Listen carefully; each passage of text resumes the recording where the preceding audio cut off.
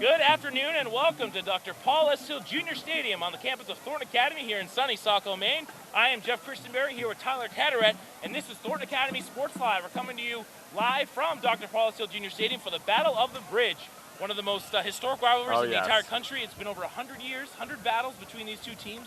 And so Tyler, obviously, it has a pomp and circumstances, the Battle of the Bridge, another big crowd on hand. Right. But obviously, the two teams in very different directions right now. Thornton Academy coming into this game at 6-1. Already clinched a home playoff berth. Looks like maybe 2 or 3 seed. Biddeford comes in at 0-7, had a really tough season. Yeah. So what do you think TA comes in here? I mean, all week they've been talking about not taking this team for granted. So how do you think TA is going to come into this game? I think they're going to play it like every game they have this season. I mean, it's a big game in the sense that it's Battle of the Bridge, but really Biddeford's just any other team that TA has faced this year. And in fact, they're actually a lot worse than a lot of the teams that TA has faced. I mean, at 0-7, Biddeford obviously beat by Noble last week in a pretty poor game. So right now they're a team that's headed on their way down. I think TA, they can't take that for granted because obviously you never want to take any team for granted at this point in the season. But I think they're going to go into this game. They're just going to treat it like a normal game, and that's going to give them a favorable result. Obviously, TA coming off a win against Scarborough on homecoming last week. Looking at Eric Richardson, the quarterback, again, one of those players been consistent but inconsistent at times. Yeah. Too. So against the team, Biddeford does like to throw the football. As always, they have some athletes. It's just on defense they haven't been that great. So what does Eric Richardson have to do? As we head into the playoffs next week, they're going to be playing a team like Wyndham, who they beat early in their season, but is a very tough team. We know they got beat pretty badly by Bonnie Eagle. So what does Eric have to do early in this game to kind of get confidence going into next week? He can't get ahead of himself in the sense that he can't be making those big passes and turnovers and interceptions because that's what got in his head last week, and that's why he ended up having such a poor performance in the first half. He just got scared early on, tried to make some plays that just weren't there, and as a result, he ended up throwing some picks and really took his team out of the game for the first half of that game. So I think this week he's just going to take it slow, start with some run plays, short passes, some non-risk plays, and then build from there if you have success. Obviously, they're doing senior day activities. Thornton Academy, not a whole lot of seniors, so it's always, you want to focus on this year, but a lot of juniors and a couple good sophomores as well for Thornton Academy. So coming into this Battle of the Bridge game here at Dr. Paul S. Hill Stadium, do you see any chance of Biddeford? Don't make a prediction just yet. Right. Do you see any chance of Biddeford really coming in here and pulling a surprise, keeping this game close early on? I could see them keeping it close for the very early stages of the game. I just don't think they have the firepower to keep up with TA, though. Both of these teams are actually pretty young teams. Biddeford's pretty young, too. They lost a lot of seniors last year, but as you can see, TA's obviously had a lot more success, and I think they're just too explosive on offense and on defense for this Biddeford team. Again, you hate to look forward to the playoffs because this is the Battle of the Bridge. They had a 100th anniversary back in 1995. I was here for that game, and they were 4 or 5 deep around the whole part of the stadium. Crazy. But there's something intense about this rivalry. I mean, we're geographically linked, and you're a senior now this year, and you've been to a couple of these games. And what does it mean for the students? Coming to this game year after year, seeing the Biddeford, the passion, the crowd coming from Biddeford, even in a team that's 0-7, you really feel like they have a chance in this game. Whenever you have Battle of the Bridge the week before, I know here at TA we always have a Spirit Week. It's probably the highlight sporting event of the year for TA, and I'm sure at Biddeford too, because it just has so much energy around it. And last year I can tell you that it was a great game. Both those teams, very good teams last year, and it went right down to the wire in Biddeford. And even though both of these teams are headed in opposite directions this year, you still have the idea or the sense that it's going to be a good game regardless of the outcome for both these teams. Right. I mean, obviously, you'd like to see kids like Aaron Scott, senior, get some good playing time today. And I really think when you look at this Biddeford team, this is their state championship. And I think I talked to Coach Kevin Kiesel this week, and that's kind of what he said. He's like, we are not taking these guys lightly because they know they're not going to the playoffs. This is a lot of pride, and they don't want to get embarrassed here today. Right, so, exactly. As far as the running game, Nick Kenny, of course, had a pretty good season. A couple games where he's banged up a little bit, but he looks back full 100%. And Andrew Libby, and do you think you're going to see a lot of plays today, maybe that kind of set Thornton Academy up for the playoff game next week? Getting the ball into Libby's hands. We've talked about the Wildcat pretty much all year this year.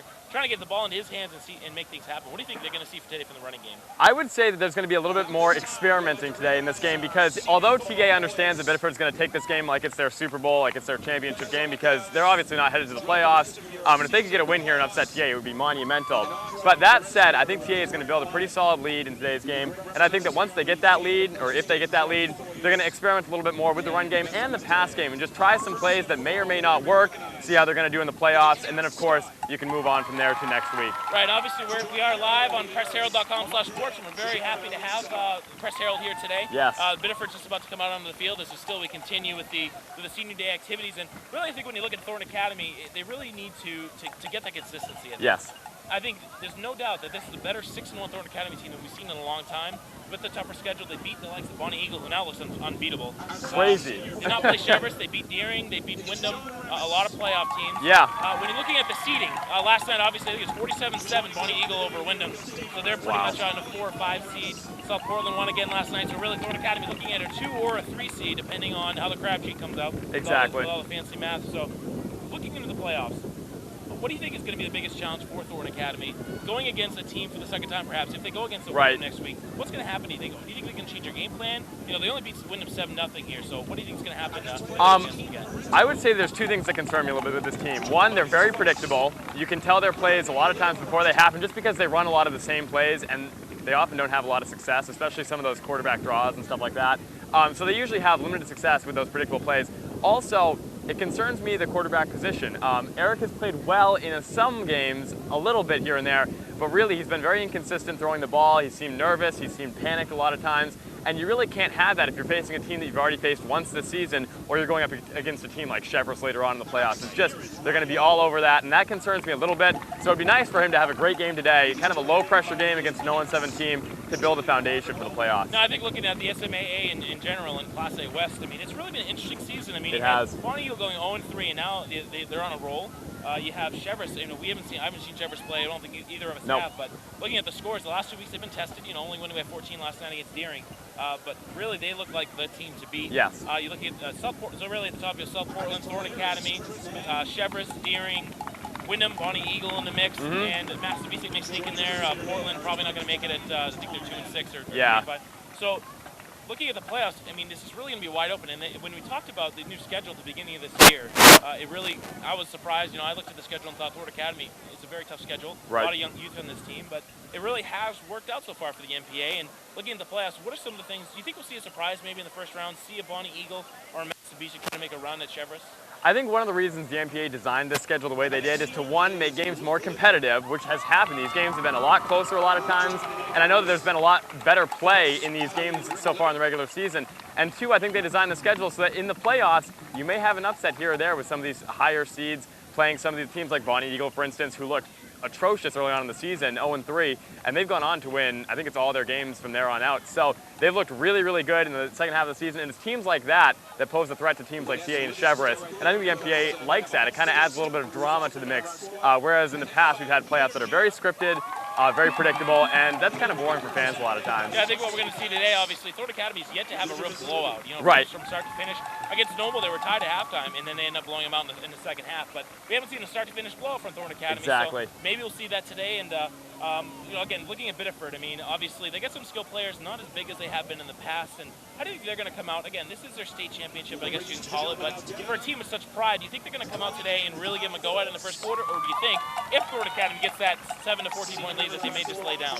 I don't think Biddeford's going to lay down at all. If it were any other team in any other game, I'd say possibly that might happen. But knowing that this is Battle of the Bridge, it's at TA, I think they're going to fight tooth and nail throughout the entirety of the game just to stay with TA. And even if they just make a little bit of a statement, you know, put some doubt in TA's mind, then their job has been done. Right, well, it is a beautiful day here at Dr. Paul Steele Junior Stadium. It's the perfect football weather, probably, you know, high 50s, low 60s, a little bit of breeze here, the sunlight, as you can see, for us squinting.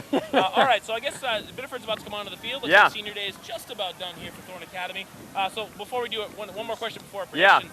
What is it like being a student, you know, going to these games? I mean, you've been to every game this year, almost every game. You know, we see a lot of student sections around, and Thornton Academy, of course, has a pretty good one.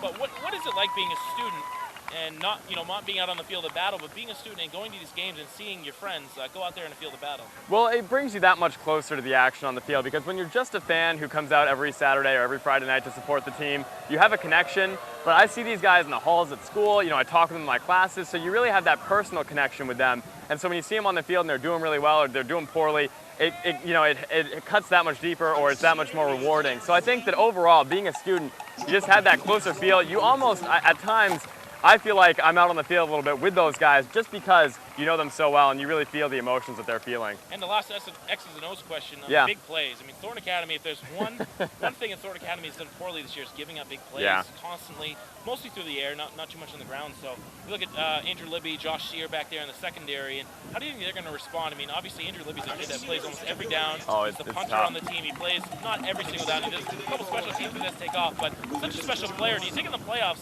we're going to have to worry about a guy like Rolando Lowry from Deering, who knows, I don't think he played last night or played only a little bit.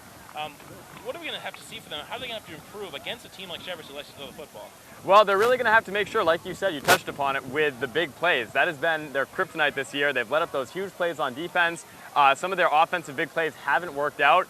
And so that's really been the thing that's hurt TA so far this year. So I think that in order for TA to go far in the playoffs, they're really going to have to make sure they shut down on defense, they prevent those big plays, and that includes Andrew Libby, and also limiting snaps of some of their starters, because I know that in Andrew's case and a couple of the other guys, when you're playing almost every down in a football game, you're inevitably going to get tired, and that's why I think some of those big plays happen. So TA's just going to be very careful. They might have to change their game plan a little bit in how they use Andrew Libby and some of those guys, so we'll see how that unfolds. Yeah, and obviously I'm sure Coach Devin Keys is looking to get the win today and get some players on the field. No injury. Yes. Tyler, let's get the prediction here as we wrap up the pregame show. Okay, I'm going to say big TA blowout. I think this is finally the day that, like you said, from start to finish, they have a great game. I'm going to say 45-7 TA.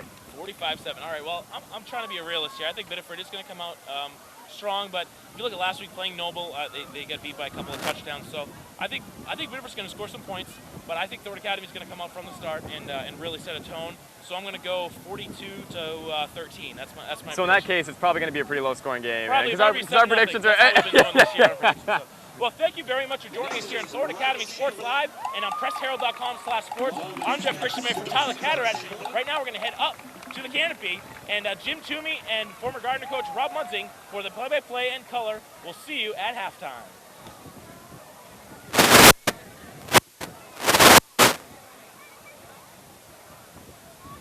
Thank you, Jeff Christenberry. I'm Jim Toomey, and beside me we have Coach Rob Munzing. And credit to him for getting involved with PressHerald.com, getting these games streamed live. Again, as Jeff Christenberry said, we're at Dr. Paul S. Hill Jr. Stadium for the Battle of the Bridge. On our camera crew, we have Jeff Scott alongside, Nate Munzing on the technical side.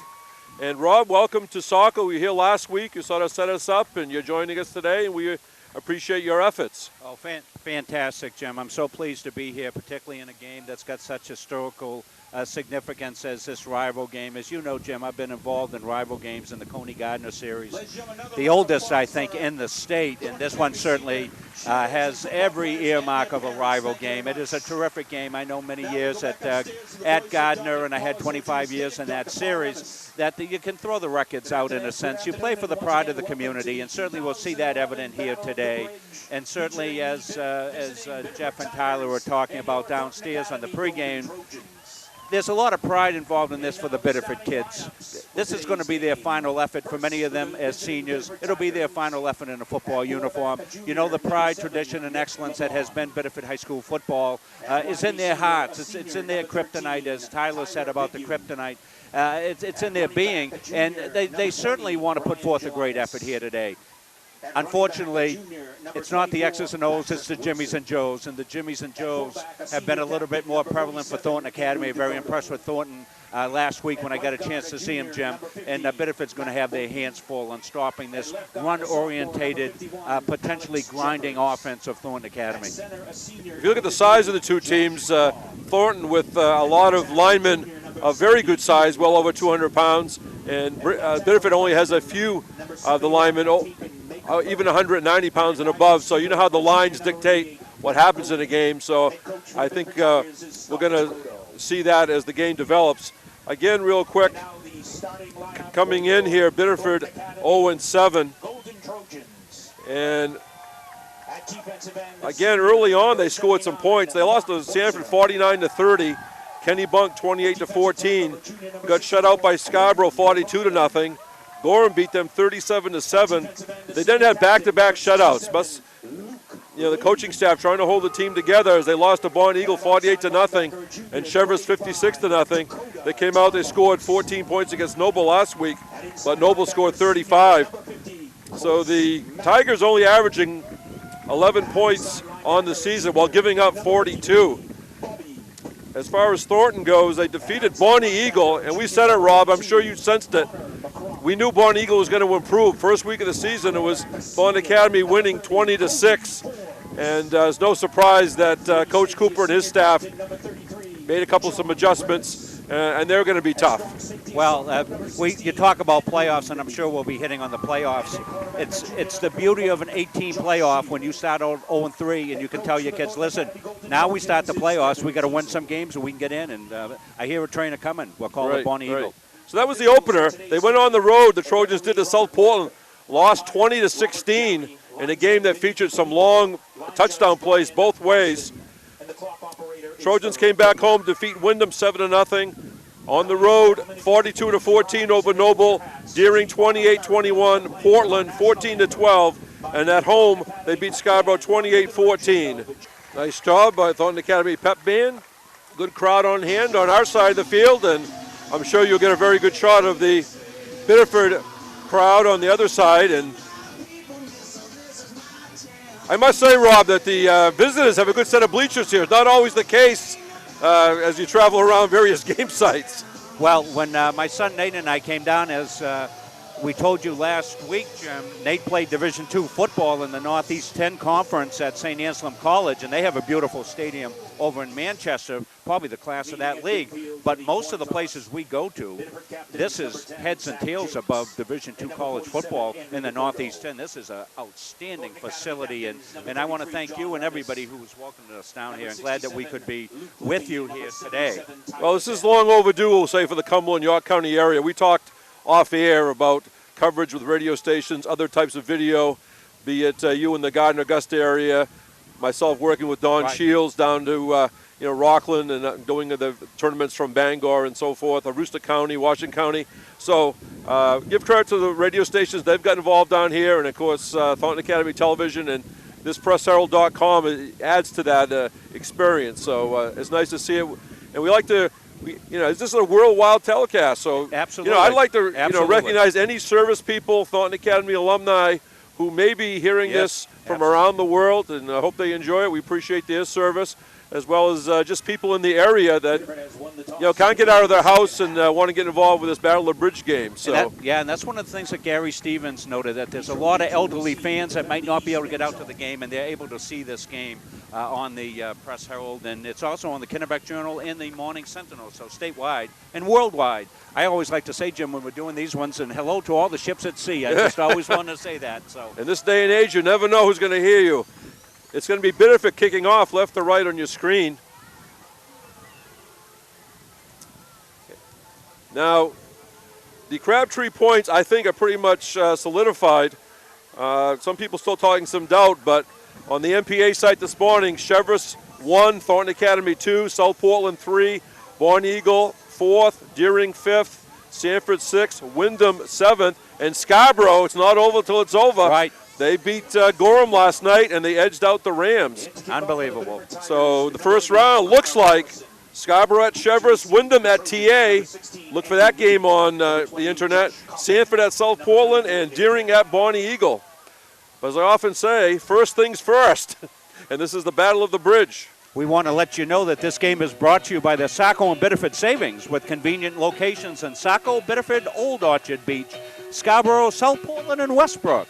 Member FDIC and equal housing lender. Visit us on the web at sbsavings.com. We thank them for their sponsorship of Worldwide Football.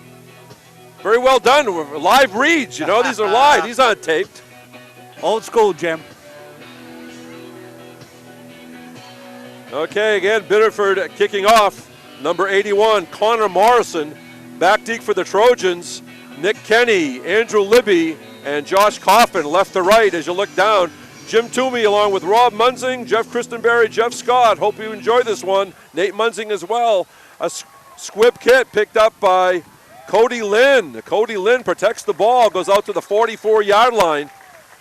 And excellent field position for the Golden Trojans.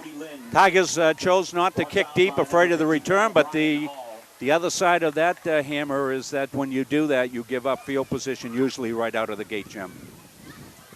And again, people haven't seen this field, a newly renovated $2 million project, bleachers, press box, and that artificial turf with the Trojan logo. Eric Christensen, the quarterback. We'll pick up the others as we go along. Nick Kenny alongside. Kenny has the football, and he's going to be stopped, that Biddeford Tigers line. Boy, they shot some gaps there, Rob. Small line slanted to the play. The up front people, the forcing unit, when your forcing unit is getting penetration, Jim, that play's got very little chance of going anywhere. It was a lateral run from left to right. Forcing unit, good job by the Tigers. Josh Fogg, Matt Stone on the tackle for Biddeford. Actually a loss on the play. You're going to hear Paul Remus in the background. Excellent booster of the Trojan program. Does an excellent job on the PA. In motion, Kenny. Christensen fakes. Christensen on the keeper for about 3 yards. It's going to be 3rd and long for the Trojans. Actually, that was Libby. That was Andrew Libby. As they'll run to that Wildcat and keep that posted. I missed that one. Where Libby will take the direct snap. Christensen will be flanked wide. Well, that's a good look because they don't have to change personnel package, Jim. 3rd and 7 for Thornton. First possession of the game. No score. Battle of the Bridge 2011. Christensen rolls to his right. Passes to the right sideline. Complete to what has been his favorite target. First down to Dakota Tarbox. Well, I love Tarbox. He presents a big body out there, certainly. Ran a square out that time, just past the stake, did Dakota Tarbox. He's a junior, 6'4". Nice presentation out there, kept his feet in bounds and picked up the first down. Good protection by that offensive line.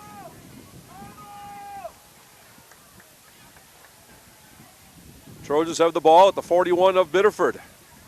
Nick Kenny trying to pick a hole, and not much there.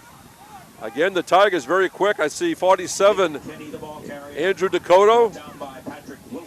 Patrick Wilson in there. Biddeford had 9 guys in the box, Jim. They've committed to the run tendency-wise on their scouting reports. Probably says that TA is going to run the ball on first down. They had 9 guys in the box. Ball right at the 40. Offensive line for Thornton, Keith Parento at center, Luke Libby, Chris Madden at guards, Tyler Danley, David Lopalo at tackles. Tarbox is the split end. Connor McCrum is the tight end. Christensen fakes a little hole. I'm not sure if that was a design quarterback draw or not. Look at that pile move. The pile keeps going. Eric Christensen. Looked like the Department of Public Works on the interstate there with the snowplows lined up. That thing just kept going, Jim. It was, no, you're absolutely right. That was a design swing pass right side as they were trying to get it out quickly there. And that one broke down, so they took it up inside, and Christensen took it on what was almost like a quarterback delay. Now you have full rain as the color man, but you cannot say snow. That's, I draw the line somewhere. I tell you about a game we played in the blizzard at Bangor at some point. Full house backfield, their short yardage formation as John Remus checks in. And I think that's Andrew Libby. And a late flag. Wow. Let's see what happens. Let's see what the officials are going to say. Definitely a first down. Holding on TA. Must have been at the very, very end of the play. Lopalo went down, the big offensive lineman, the junior. 6'3", 250. He was holding his knee a little bit. You hate to see that particularly. And that one did come in very late, Jim, and that was at the tail end of the play. But you saw when they went to the power formation, they used that big offensive line to bully the Biddeford forcing unit. Coach Kiesel might see that and say, hey, listen, maybe we'll get after the power game a little bit. So potential first down is wiped out. It's going to be 3rd and 9. Aaron Scott has checked in, number 43, into this offensive set. They might be in 4-down territory here at just outside the 40-yard line, Jim, so that'll change your play call a little bit. You'd hope to pick up maybe 6-7 yards and then go for it on a 4th and 3 or 2. Dylan Morton to the top of the screen. Dakota Tarbox nearest to us. Looks like Libby in the slot. Christensen fakes a little pass to Connor McCrum. Connor McCrum, the tight end, has the first down. A little crossing pattern, a little delay there. You call that a drag pattern maybe? That was the tight end. The tight end delayed, Jim, on the right side. Not sure if it was by design. McCrum, I think, was initially blocking there in max protection. And as the play extended, he slipped out a little bit in the flat. And, of course, by then, the backers had gone to their drop zone, so there was nobody to pick him up underneath. That's only McCrum's second reception of the season. But certainly it was a positive one. First down Trojans just inside the 30 of Biddeford. No score in this game. Fake to Scott. Christensen going to keep it. As we see Nick Kenny on the near sideline. Now he goes back in, so I guess he's okay. Shaking that right leg a little bit, Jim. I saw him as he galloped in there. He was hurt in that South Portland game, that 20-16 loss at South Portland. Certainly a very talented South Portland team, but they lost Christensen on the last play of the first half, and then Kenny did not play the second half as well. 2nd and 7, Thornton Academy going right to left on your screen. Morton in motion. Christensen fakes to Morton, and Biddeford has that one well scouted. Let's give credit where credit is due. Fired up for Biddeford in there. Number 58, Josh Fogg, 185-pound senior, got some help. Fogg did a good job. When you play this type of spread offense, Jim, defensively, you have to play assignment football, so you're going to be assigned on a particular formation. You've got an area, you've got C gap or B gap or something of that sort. You've got to stay very disciplined so that when the ball comes to your gap, that you're there to do it. Fogg was there that time. He picked up the quarterback smartly and made a big play. So another 3rd down for Thornton, 3rd and 9. The ball at the 34 of Biddeford. Tarbox flank nearest to us. Morton to the top of the screen. Christensen calls signals, but before that, they're going to say delay of game. Delay of game penalty on the Trojans. Well, you have 25 seconds to get that clock off, and in high school football, of course, it's not like the college and the pros, Jim, where you've got a clock ticking right in front of the quarterback, and he can see it. 3rd down, 14 from the 33. Usually in a 5-person crew, there's only 4 here today. A 5-person crew, that back judge, that's his sole responsibility pre-snap. In a 4-person crew, it's the referee. Now this probably changed the play call, I would assume. Christensen passing to this left sideline. Tarbox has the catch. Excellent catch, Dakota Tarbox inside the 10-yard line. Boy, Rob, he had to make a little adjustment at the end, didn't he? It's what you see in the pros all the time, and my son Nate and I were talking about Brady's ability to make a back shoulder throw. That was a back shoulder throw, Jim. Down the left sideline, the fade, threw it to the back shoulder. A great adjustment by Tarbox. Big catch, 1st down, power now. And the back shoulder means he's the only one that has it. If it's going to go out of bounds, there's going to be a catch. Hand off, Libby to the 5. As we just went under 7 minutes, first period. Again, Battle of the Bridge. Biddeford at Thornton Academy from Dr. Paul S. Hill Stadium on the campus of Thornton Academy, Saco, Maine. Yeah, on that back shoulder throw, Jim, the cornerbacks have taught so much to maintain inside leverage there so they don't give up the play. And as they go down the sideline, now the quarterbacks have said, okay, well, you're going to stay inside. We'll throw back outside. Again, a full house backfield. Remis, Kenny, and Libby across the back. Libby has it, and he's going to be stopped. He got inside the 5, but that was about it. Biddeford. I see number 24 in there. Patrick Wilson part of that tackle. That's a couple of tackles for Wilson here early on. TA has dominated possession on the clock. We're down to 6 minutes. This has been one of their patented time-consuming drives here, knocking on the door. Biddeford going grudgingly, however. Fogg and Dakota get an assist on that tackle as well. Coaches love it when you have to call 2 or 3 tacklers. 3rd down and 3. Nick Kenny off the right side. Touchdown, Trojans. They went up inside on the belly play. Quick give there to Nick Kenny. The thing I like about Kenny, Jim, he runs with a low profile, low pad profile, which is what you want inside the 5-yard line. He got down low, got those pads parallel to the ground, and he made himself small into the end zone.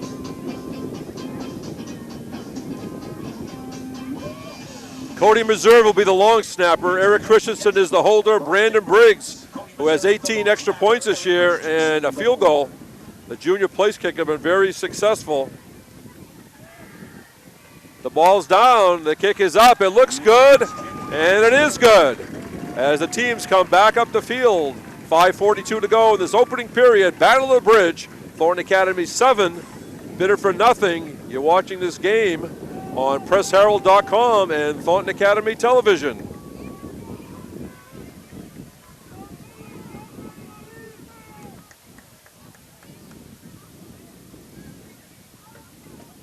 Over 6-minute drive, folks, on that one as they were able to chew some clock and shot themselves in the foot, Jim, with a couple of penalties, did Thornton Academy, but they were able to recover from it.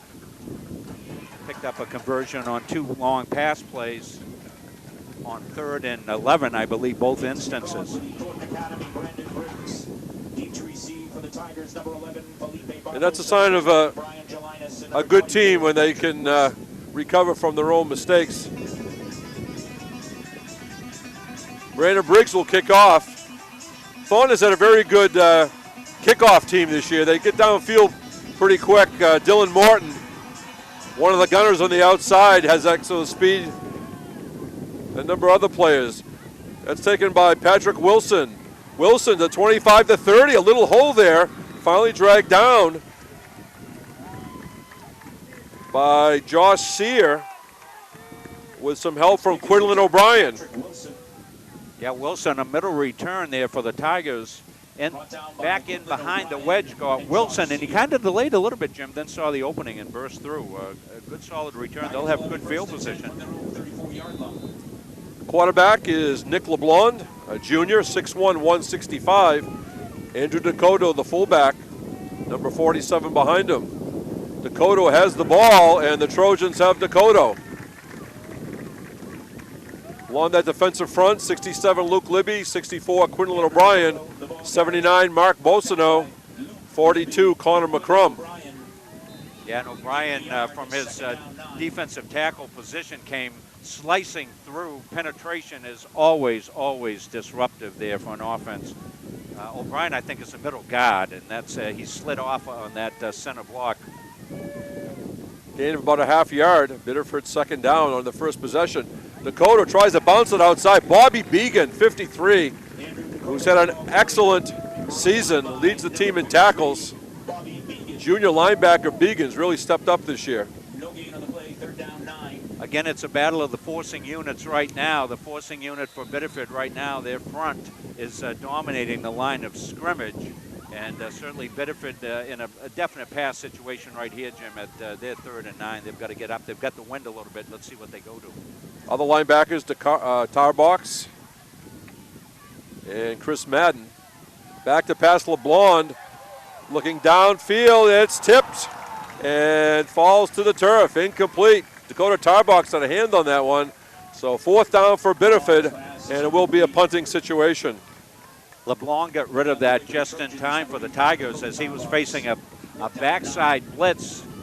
And had he waited another second, he'd have got unloaded on. We're broadcasting from the roof of the press box. We have a canopy, but it's open air in case folks at home hear a little wind in the microphones or our teeth chattering later. That will be the sound. Well, fortunately, Jim and I are pretty anchored up here. I don't think either one of us get blown off yet. No, I'm okay. Wilson with the punt. Libby catches it, drops it, and let's see. I guess he recovered it. Tough catch. Libby jumps on it at about the 29-yard line. 1st and 10 Trojans. Tyler Bigu, number 13, right there. If that ball had got loose, Bigu would have had himself a fumble recovery. That ball was kind of knuckling, Jim, and in this wind it sailed a little bit. Jim Toomey along with Rob Munzing. Camera, Jeff Scott. Technical support, Nate Munzing, Jeff Christenberry, and the Thornton Academy students behind the scenes did the pregame show. Christensen, a handoff to Kenny.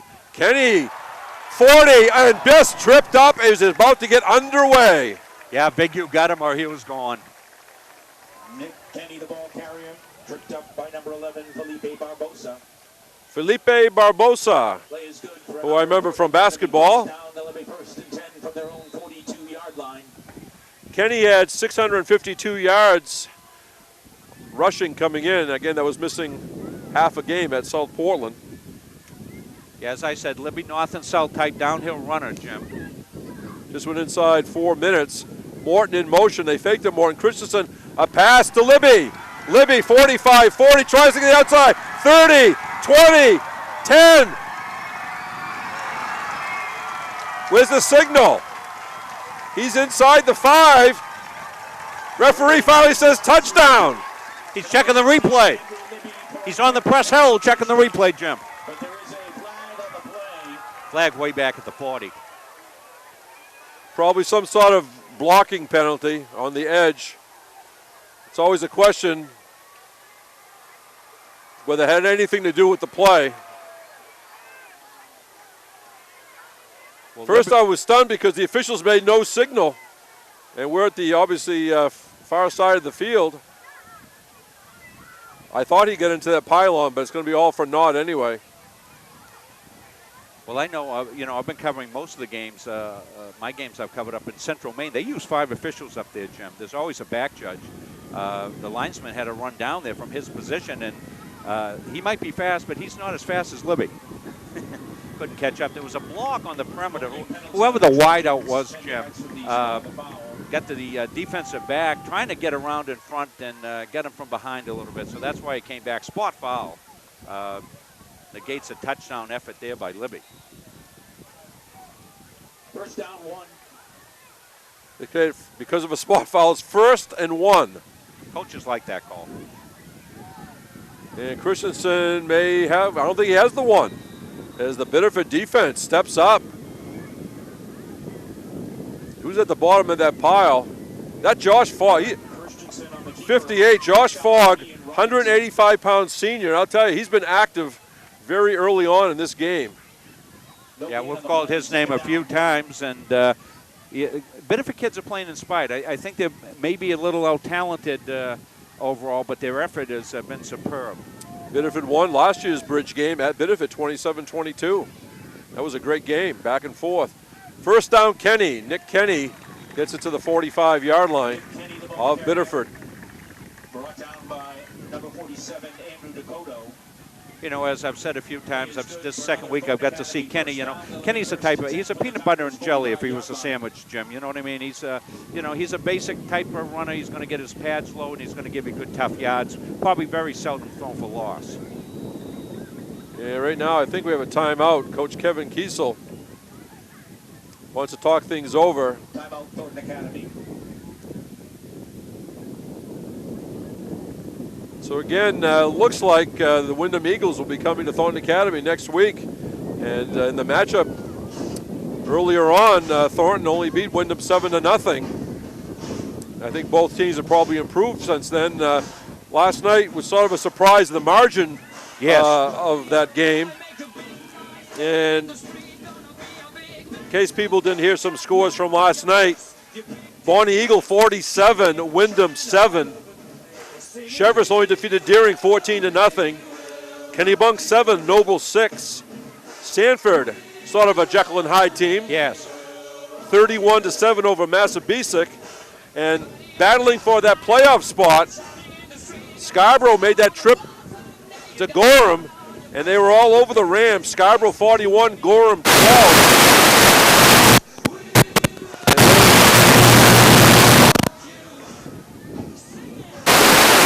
And South Portland defeated Portland by a score of 20-7. First down, 10. Got a little interference going on here. Let's keep you awake. Okay, a short gain by Kenny. Hog ball right now being played by Thornton Academy, Jim, as they keeping the ball. It was 3 and out for Biddeford. Biddeford's had 3 offensive plays. Every other offensive play in this game has been run by Thornton Academy. 2.5 minutes to go, first period. Thornton Academy 7. Biddeford nothing. Sometimes the numbers on the scoreboard don't give you a true indication early on the game, but so far it's been Thornton Academy.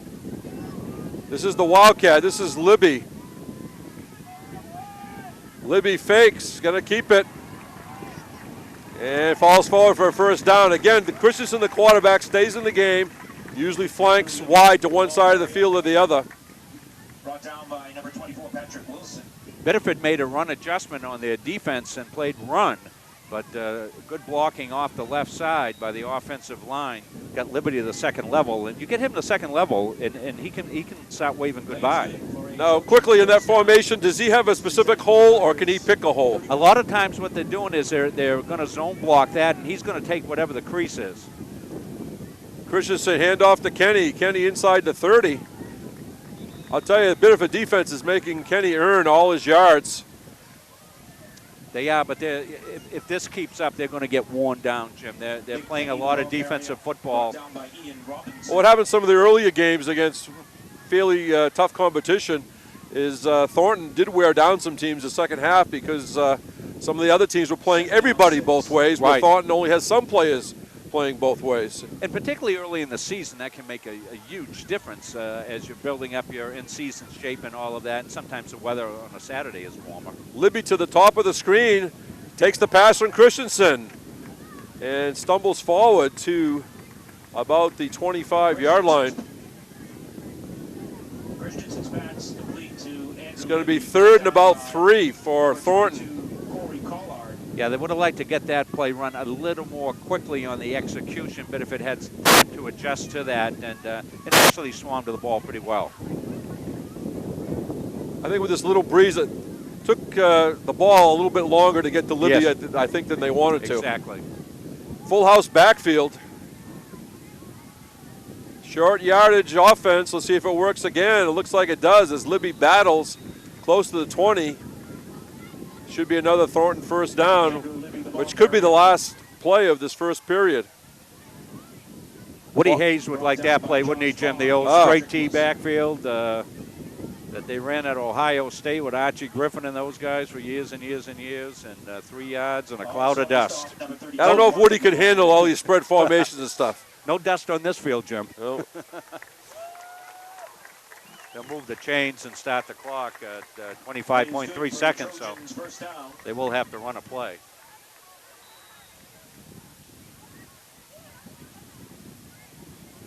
Christensen actually looking over, and just went under 20. They're going to have to hustle it to get this play off. That's what they want to do. And it looks like they do want it. Christensen moves Kenny. Libby in motion. Christensen and Jailbreak. Looked like a jailbreak. now today we're going to ask you to put your coach's hat on a number of times. That must drive coaches crazy if there's a dead ball situation. You have plenty of time to talk things over. Messages get passed back and forth, and then a team has trouble setting up even. A couple of situations going on there. It was 25.3, so you had to run the play or you're going to get delayed at the very end of the quarter, and it never meshed from the start. Well, that's the end of the first period. Battle of the Bridge 2011 from Thornton Academy and Saco. At the end of the first period, Thornton Academy 7 and Biddeford nothing. And you're watching high school football on PressHerald.com and Thornton Academy Television. Kenny takes a handoff from Christensen, sort of rumbles and stumbles to about the 22. Well, you have the sense, Jim, if Thornton Academy wanted to run power all day long at Biddeford, they could chew up 3, 4, 5, 6 yards at a crack. But I think what they want to make sure they're doing is a couple of things. One, you want to give your opponents in the playoffs some things to look at and scout and make sure that they have to prepare for a total game package against you. So they're running their whole offense today. 2nd and 11. Tar box nearest to us. Morton, the top of the screen. Libby in motion. Instead, they give the handoff to Kenny. Kenny, 15-10, tries to get to the corner. Knocked out of bounds. Patrick Wilson, a very busy Patrick Wilson today. But it's going to be 1st and goal, Thornton. Yeah, Kenny got the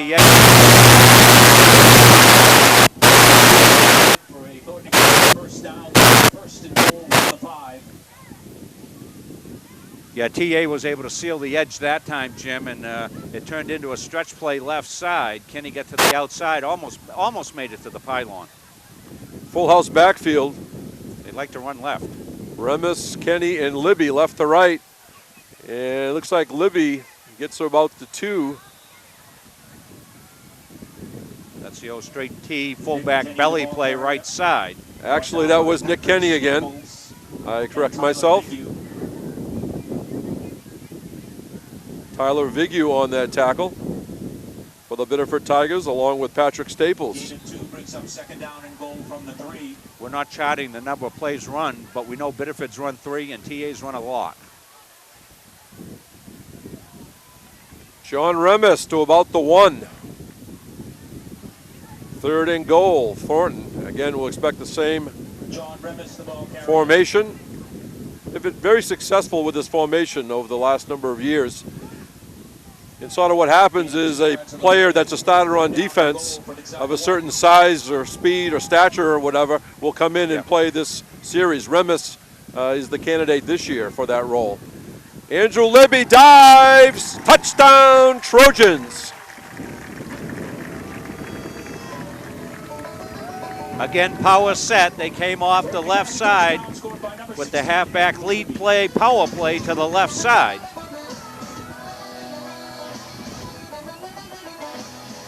Again, Biddeford not really able to match up inside against the bigger, more physical Thornton Academy line.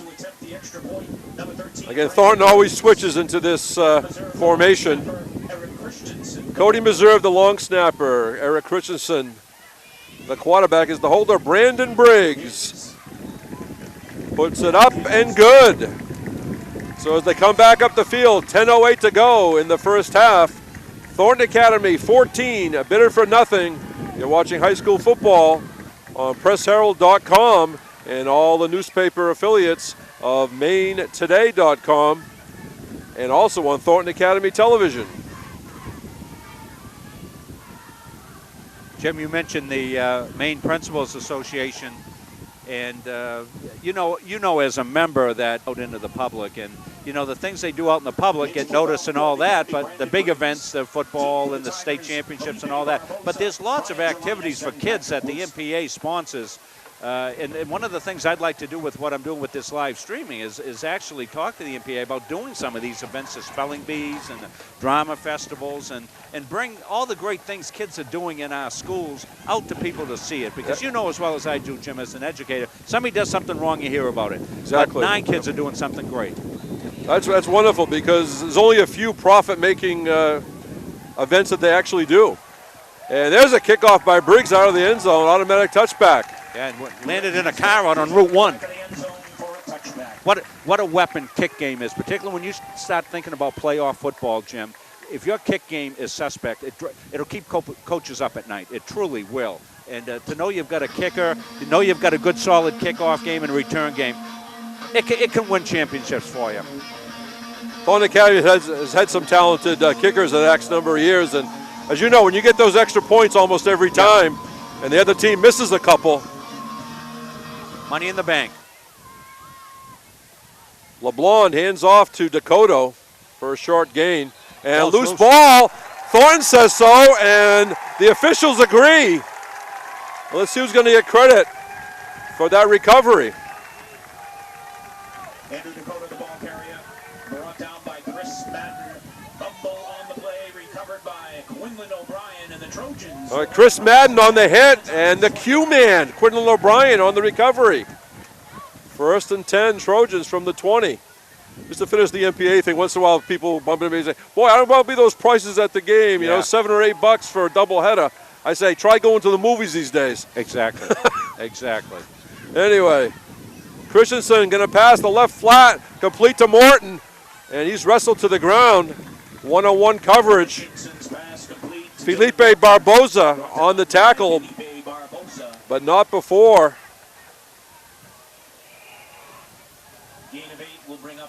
Yeah, Morton with a little turnout there, split out to the left side, went down, made a little inside move. We call it a fancy out. He starts inside, spins like a low post basketball move, Jim. Back to the outside, right on the numbers. He was open.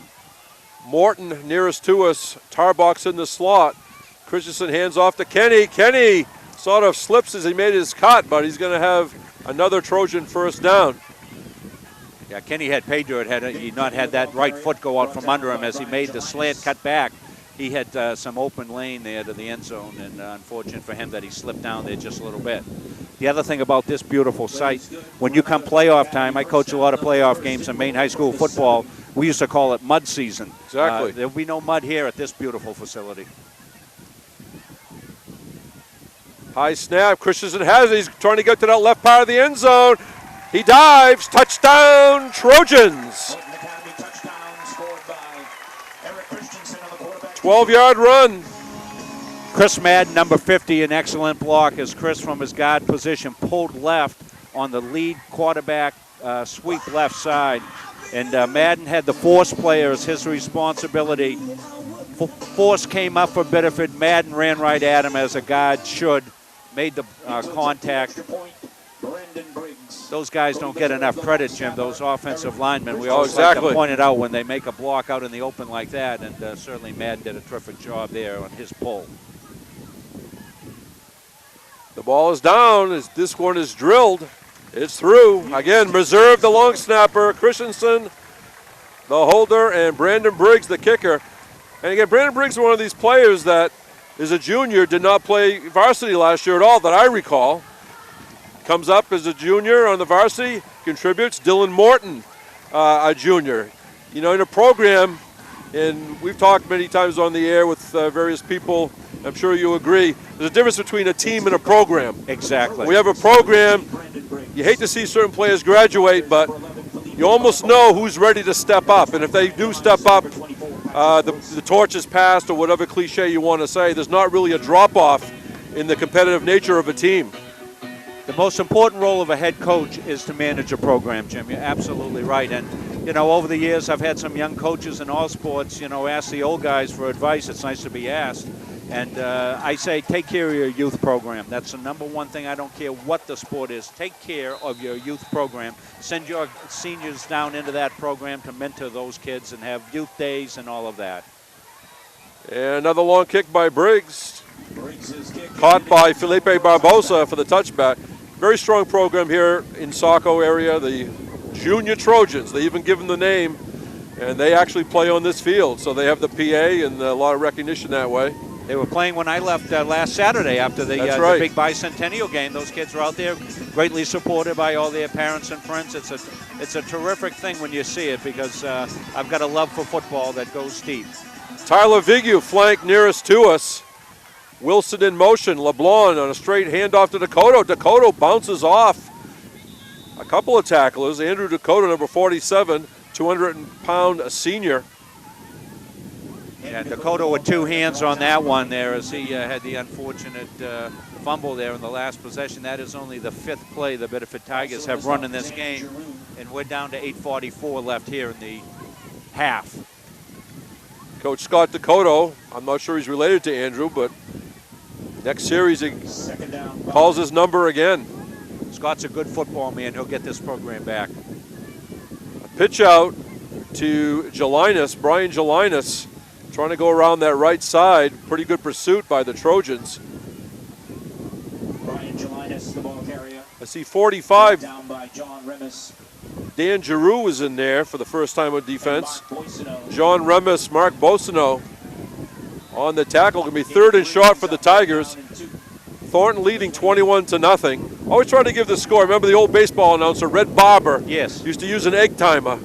Because I don't know about you, to tune into a game and wait about 11 minutes for the score. So, short yardage, quarterback sneak, and Biddeford may have their first down. So I'll give the score more rather than less. First down, Tigers on a quarterback sneak by Nick LeBlanc. Well, when I do these one-camera productions, Jim, I always assume I'm doing a radio broadcast. I think that's always the best way to handle the broadcast. We do, if you're watching us on the Polar Press LKJ Morning Sentinel, you'll see the scoreboard that Nate Munsing has constructed for us, and you'll be able to tune in and see the score. But flank nearest to us, Matt Cody. LeBlanc, the junior quarterback. Hand off to Dakota. Dakota, a short gain. Bobby Began, 53. Dan Giroux, 45 that I see. I also say sometimes if we have excellent camera people as you do, they see better than we do, because you don't always have access to a monitor where we are. So that's why we use the PA to help us with the tackles and sometimes the binoculars. But your picture at home sometimes is the best picture. Biddeford all pedestrian so far. LeBlanc not gone up top at all. The junior, 6'1", 165. Tyler Vigu, flank nearest to us. Uh-oh. And flags on the play. The play's going to continue. LeBlanc scrambles, intended for Dakota, incomplete. But all kinds of motion. I think I had two people in motion at the same time, didn't they, maybe? Works in the Canadian Football League, but not in Maine high school football. Both wingbacks went in motion there. And that play came apart early. I thought LeBlanc did a good job because had he taken the sack, they would have declined the penalty. So he threw it into a vacated area. Good smart play by LeBlanc there to save that sack.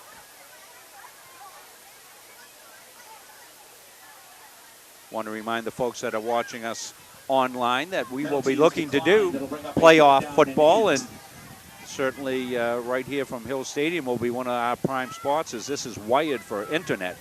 And if you're wondering why we do games from certain spots, folks, we need a wired internet connection, which is here, which is in Gardner, and right now those are the two places. We're hoping to get Fitzpatrick wired in time for the Thanksgiving Day game. 3rd and long for the Tigers, spread formation. LeBlanc, yeah, I think his motion on this one, in trouble. He's being chased by O'Brien. LeBlanc gets to the sideline, and now a late flag. I'm not sure Thornton wanted to do that. Looks like the tackler sort of stumbled, and maybe I'm seeing it through rose-colored glasses. I think it was Tyler Danley came over late, and I think he might have got a little bit tripped up on himself. He couldn't have talked to him on the sidelines there saying, hey, wait a minute, what are you thinking? I know there's motion also against Biddeford, I believe. So it's going to offset, right, or not? Yeah, well, the snap came late. That's what happened. When you see one guy jump, that's one thing. But when you see everybody leave, the snap came a little bit late. So that was the first flag. The second flag was on the sideline at about the 35-yard line. And I think Danley came over. And unless they call a dead ball, that might be another consideration, Jim. We'll have to see. I think you may be right, because Coach Kevin Keith doesn't look happy. So I think what we're going to get is a 5-yard penalty and then 10 yards, 15 yards. It'll be a 10-yard net gain for the Tigers, I think. Sounds like one of those word problems. You know, the train leaves the station at 10 a.m. And the tunnel is a mile long, and I'll forget that. Okay. Again, 21-0, Thornton Academy. 6.5 minutes to go in this first half. As Rob said, look for a game next week. And again, Thornton Academy, lights is part of the project, but right now the plan is to continue with Saturday afternoon games. And there's a lot of hype about Friday night lights. I understand a lot of people come out, but it's nothing like an afternoon game, everything nice and bright. And Jim, one of the things I wanted to check with you down here in the SMAA, are all the playoff games on Saturday? Is that a league rule? I remember last year there was some on Fridays. Okay. All right, so its home team can decide what they do. That's the way it always was in the Pine Tree Conference. It would depend on the team. And this is exactly, the old coach had this one right, Jim. There are multiple fouls on the play, an illegal shoot penalty on the Tigers, a 5-yard penalty, and a personal foul, late hit out of bounds penalty. And the reason, folks, that those two penalties don't negate each other is because one occurred during the play and the other was what's considered a dead ball foul. And if it's a dead ball foul, the play is considered over. And as soon as the play went out of bounds, the play stops. That's the way it should be, because if not, you give somebody sort of a free shot. Right. So when all is said and done, it's 1st and 10 Biddeford from their own 42-yard line. LeBlanc back to pass, looks to that right sideline, and let's see, incomplete. Josh Sear, 41 for Thornton on the defense. LeBlanc's pass is incomplete, intended for Matt Cody. And 88, Matt Cody was the intended receiver. 41, Josh Sear. So it'll be Wyndham at Thornton Academy, 1:30 kickoff next Saturday here. And the thing about the history of the SMAA and playoffs is, boy, you put those 8 teams in and weird things can happen. Oh, definitely. Off the spread, inside handoff to Brian Gelinas. And I'm not sure he got back to the line of scrimmage. I see 42, Connor McCrum in there for the Thornton defense. Brian Gelinas, the ball carrier, brought down by Danny Giroux and Connor McCrum. You know, I can remember a couple of years as Easton A representatives back when Gardner, as a very small Class A team, we were playing in with 27, 28 guys. We came down, played Biddeford in '91 state championship game. We got tired shaking hands. They must have had 65, 70 guys on the team. Oh, exactly. And they had come from, I think, the number 5 or 6 slot in the playoffs that year to climb up and win. 3rd and long for Biddeford. LeBlanc sprints towards us, fakes, being chased by Luke Libby that is. And LeBlanc finally goes out of bounds. Libby was chasing him, and Dakota Tarbox gave him that final shove. It'll be 4th down Tigers. LeBlanc came left side, couldn't find anybody as the coverage has been tight all day long by the Thornton Academy secondary, and LeBlanc did a good job just to make something happen here. Yeah, I would guess here, Jim, that that Thornton Academy is going to be in what we call safe punt because Biddeford's nothing to lose. This is a fake punt situation right here. Patrick Wilson in punt formation. Dakota is the blocking back. Andrew Libby deep for the Trojans. And he sort of delayed and decides to punt. Probably had the option. Libby comes up, makes a pretty tough, fair catch. 1st and 10 Thornton from about their own 31-yard line. Yeah, more and more teams are going to that rugby style punt and having it with some good success. The traditional coach in me would probably never go to that. That would in a lot of ways, I guess I'm a traditionalist. I don't know about that. I could just see some kid running out there and swinging and missing the ball or something like that. But they do a good job. They work hard on executing it. It scares the bejesus out of me every time I see it. A cold sweat came upon Rob's forehead just on that play.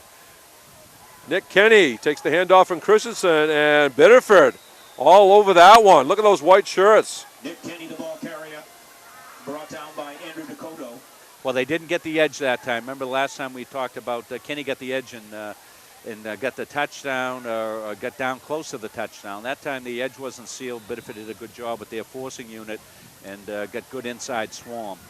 Andrew Dakota got part of that tackle. I also saw Brian Hall, 140-pound linebacker, number 54. Actually, the Trojans lost a yard. 4:45 to go, first half. A pass out to the flat, and I think the Tarbox dropped it. Biddeford thinks they have a loose ball. I don't know how they can call that a completion. I don't see a call. I see a lot of looking. The guys in the stripes are looking at each other. Yeah, that was an incomplete pass. He never, I thought so, yeah. You know, from quite a bit of ways up here in the press box, he never got the ball to make a football play with it. They're calling it. Wow, they say it was complete, and the fumble recovered by Tarbox. Well, remember, Jim told you, sometimes you see that better at home than we would. Yeah. 3rd down and 4, Thornton Academy. Nick Kenny is close, but I don't think he got there.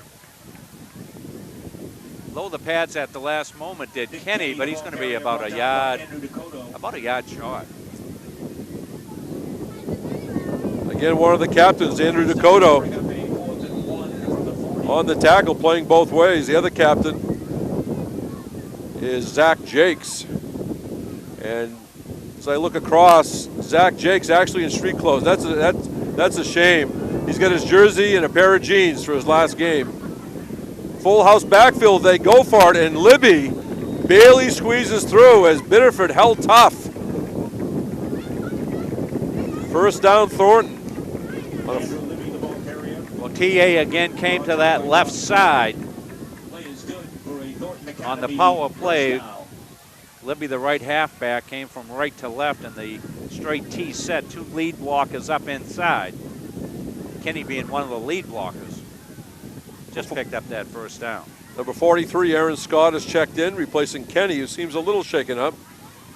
Aaron Scott, one of the primary specialty players, always dominates special teams, very speedy runner. He's in the backfield. He has the ball. Aaron Scott, 45, 47. Aaron Scott, the ball carrier, brought down by Josh Vaughn. I've got my eye on on Kenny down on the sidelines. Nick's getting looked at by the trainer, pointing to his back area there, Bring up a 2nd down and 6. trying to get him to stretch it out. The 47-yard line. And obviously 21-0 as we near the end of the first half. I'm sure Coach Kieser will be thinking it over how much Nick Kenny will play, if there's any doubt. 4-yard gain for Aaron Scott. Christensen fakes, passes across the middle, and just over the outstretched hands of Connor McCrum, the tight end. Patrick Wilson on the defense. Well, they faked up inside that time, tried to get McCrum down, the tight end on the seam pass. Pretty good execution, but nice coverage by Biddeford. The safety rolled over the top. He was in the lane as well, just off his fingertips. Stay with us at halftime. I'll have the sponsor for Munzing Media's live production of high school football, Mark Smith of Maine Athletic Fundraising. Mark's got a terrific program that he offers to schools around the state of Maine. So stay with us. Okay, John Remus has checked in. Kenny has returned in that backfield. Nice catch by Christensen. Complete to Tarbox. Tarbox has the first down. Tackled by Tyler Vigu. Nice textbook tackle by Tyler Vigu. But Tarbox, who has really emerged the second half of the season, he's got that big target, but they've seemed to really go to him. Had a long touchdown pass against Portland. I think it was 69 yards without looking at my notes. Thing I like about Tarbox, he's a big body out there, 6'4".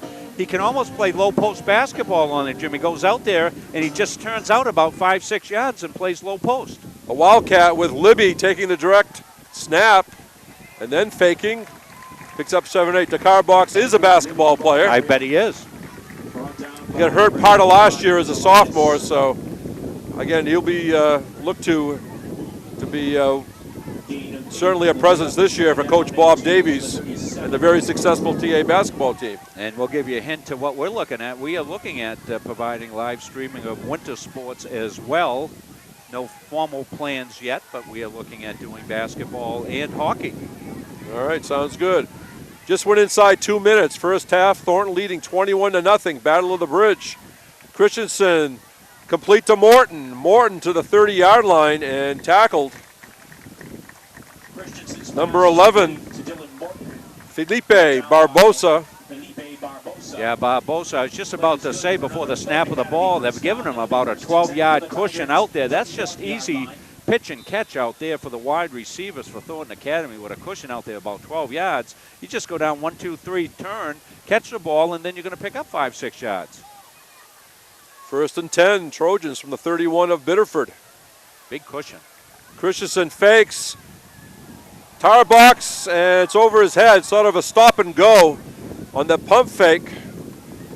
Tarbox looked for the ball and then took off. They had been so successful with the big cushion of running the stop pattern out there. Tarbox came out, ran the stop, just like we were used to doing the old side yard, the old button hook and go. They still play ball on the side yards? Not as much, you know. We'll talk about it another time, whether it's shooting baskets in the driveway or wiffle ball or whatever. They don't do it as much. Right now, doing a lot is Andrew Libby. A flag on the play as Libby goes in, but I think it's coming back. I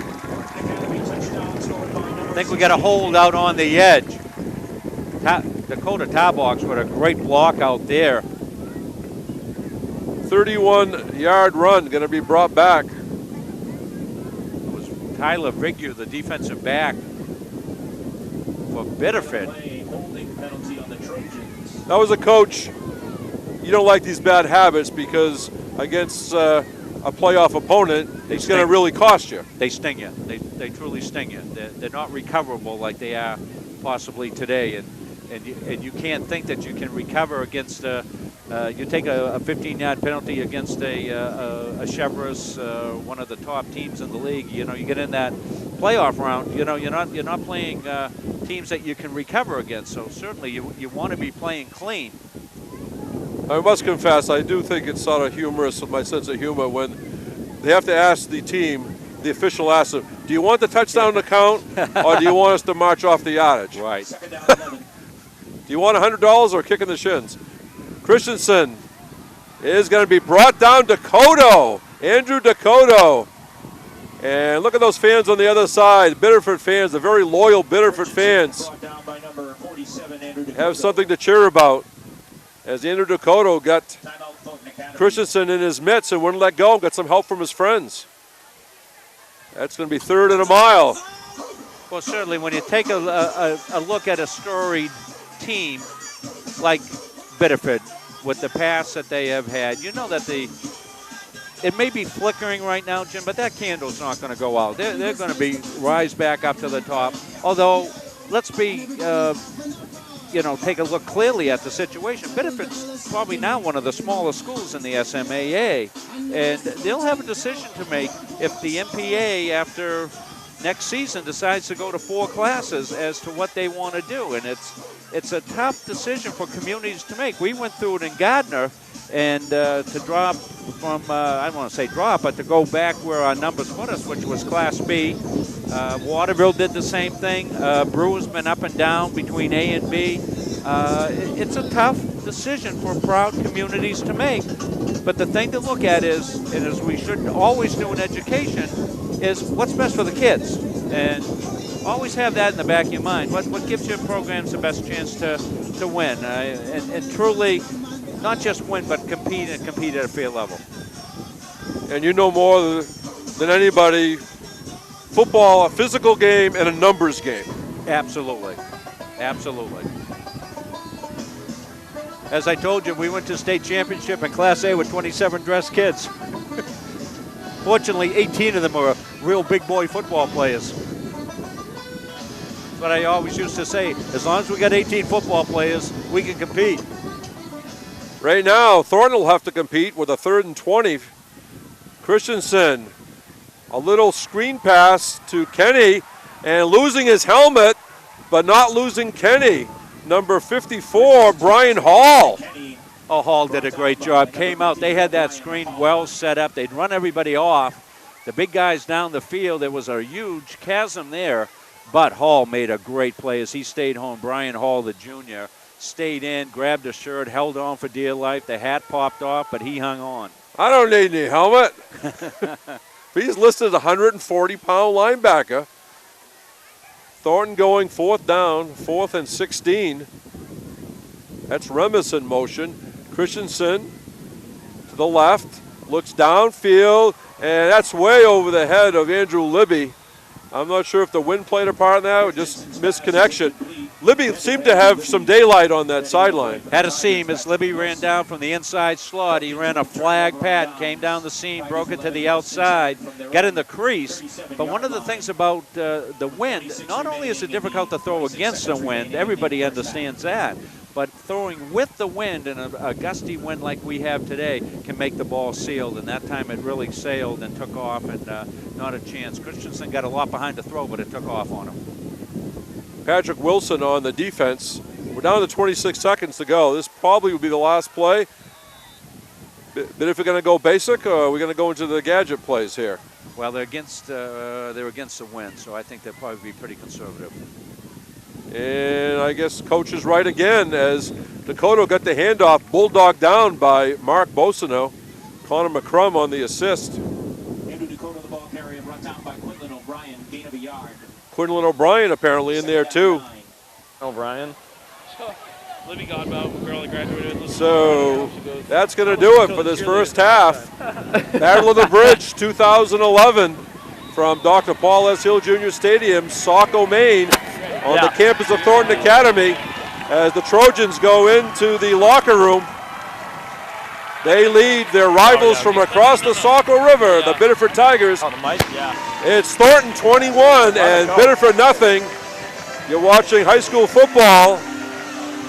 PressHerald.com and the Maine Today media newspaper outlets, as well as Thornton Academy television.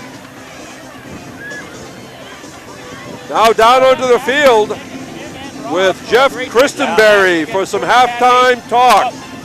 Thornton Academy up 21-0 here at halftime on PressHerald.com/sports. Tyler, what do you think about that? Yeah, I want you in the microphone. Yeah, I was like, I'll switch the microphone here. There we go. All right, so again, Thornton Academy coming out, really setting the tone from the beginning. So, what can you say about TA's first half? You know, we were talking about it when we were on the sidelines here. Basically, ground and pound. They just had a lot of run plays, just eating up time on the clock and trying to get those scores, which obviously up 21-0. It's they've had success with that, but also mixing in some short pass plays. We saw that one big play to, I believe it was Andrew Levy or Dakota Tarbox early on. That was called back, and that allowed them basically to do a lot of those like 4 to 5 yard gains on some passes.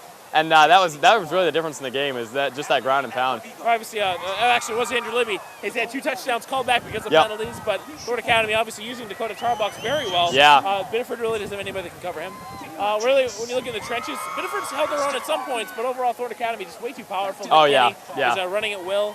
And what Biddeford did obviously after was 14-0, having that turnover in their own 20-yard line. That just can't happen if you're the Biddeford Tigers today. So obviously Biddeford not looking like they're threatening offensively really, and it really has kind of gone according to plan for Kevin Keys. So what do you think you'll see in the second half? I mean, Eric Christensen played well at times. He's done a lot of short passes, a lot of easy passes. Hasn't made any really big mistakes. Has had some overthrows, however. How do you think he's going to respond to the second half, or do you think they're just going to ground and pound the rest of this one? I think it's going to be a lot of ground and pound continuing through the third and fourth quarter. They may try and mix in a couple of interesting pass plays here and there. But for the most part, I think they're just going to keep it a tame game, and they're going to try and contain their offense and just try and get a couple more scores on the board, maybe take some of their starters out. And like you said in the pregame, really it's just winning this game no matter what the score is, and then being able to come out of here with no significant injuries. Now, looking at the Crabtree math again, we kind of mentioned pregame, it does look like that if Thornton Academy does come out victorious today, they will be hosting Wyndham next week. It looks like the only kind of fluid right now is Thornton Academy, either 2 or 3, and it looks like they'll be 2 if they're going to win today. So looking at the Wyndham game, I know it's tough to look forward, but this game does look in the hands for Thornton Academy. Wyndham, we beat Wyndham 7-0. What do you think is going to be different? Obviously, Wyndham to get the ball into Damian Shepard's hands, one of the most dynamic players in Class A West. Last time he was able to do a couple of reverses. But do you think they're going to get the ball in his hands more? I definitely think so, because especially they realize now Wyndham almost outplayed TA in that game. I mean, TA only won 7-0. It could have gone either way for that team, and I think they're going to realize that TA is more vulnerable than their record says. They are very good, hopefully come out of here at 7-1. But they are vulnerable in a lot of different areas, and I think that by getting the ball into Damian Taylor's hands, Wyndham could have a lot of success because obviously he's pretty fast, and TA's given up those big plays early on in some games this year. All right, so what can you say about looking at Andrew Libby, Nick Kenny today, and guys like Mark Boston all down the line really taking control and going into the playoffs next week? How do you think how important is it going to be for them to kind of dominate the line of scrimmage and be able to control, because against a team like Wyndham, you don't want to leave any open gaps because they can score touchdowns pretty easily. They need to set the tone of the game early on. I mean, a lot of those guys are integral part of this offense, and really they just need to make sure that they get off that line really quickly if you're on the offensive or defensive side of the ball. And then, of course, you get the receivers. They need to get open, try and make some big plays, and that run game is crucial for TA. Just need to make sure that ground and pound continues. All right, well, we've got about 11 minutes and 40 seconds to go here in halftime. In just a second, Rob Munson is going to be here with Mark Smith, who's one of the sponsors of today's program on PressHerald.com/sports. So for Jeff Christopher and Tyler Catterett, this has been the halftime show of Thornton Academy Sports Live, and we'll see you after the game. So we're going to take a look at the cheerleaders while we get the other guys set up.